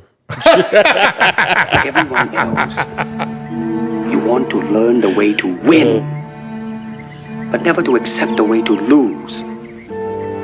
To accept defeat, to learn to die is to be liberated from it. So when tomorrow comes, you must free your ambitious mind and learn the art of dying. Just real quick, I just got to thank these fellas for bringing this through. I'm not a scumbag. So, real quick toast. Appreciate you guys, man, for real. Let's do this again in the near future. Salud. You know what I'm saying? Genuinely, thank you for this. Really, really honored that y'all thought I was worth a bottle of añejo. There you go, sir. Is that enough? I don't even know. I'm blind pouring right now.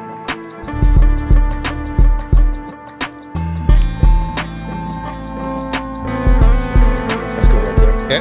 You good? Yeah. Okay, cool. Yes, sir. He's got to drive home.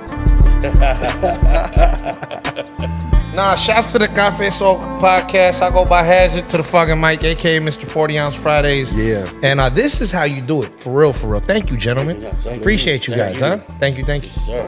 Salud. Salud. That is fucking greatness. That's my favorite, dog. There it is. That's the way you end a podcast. Yeah.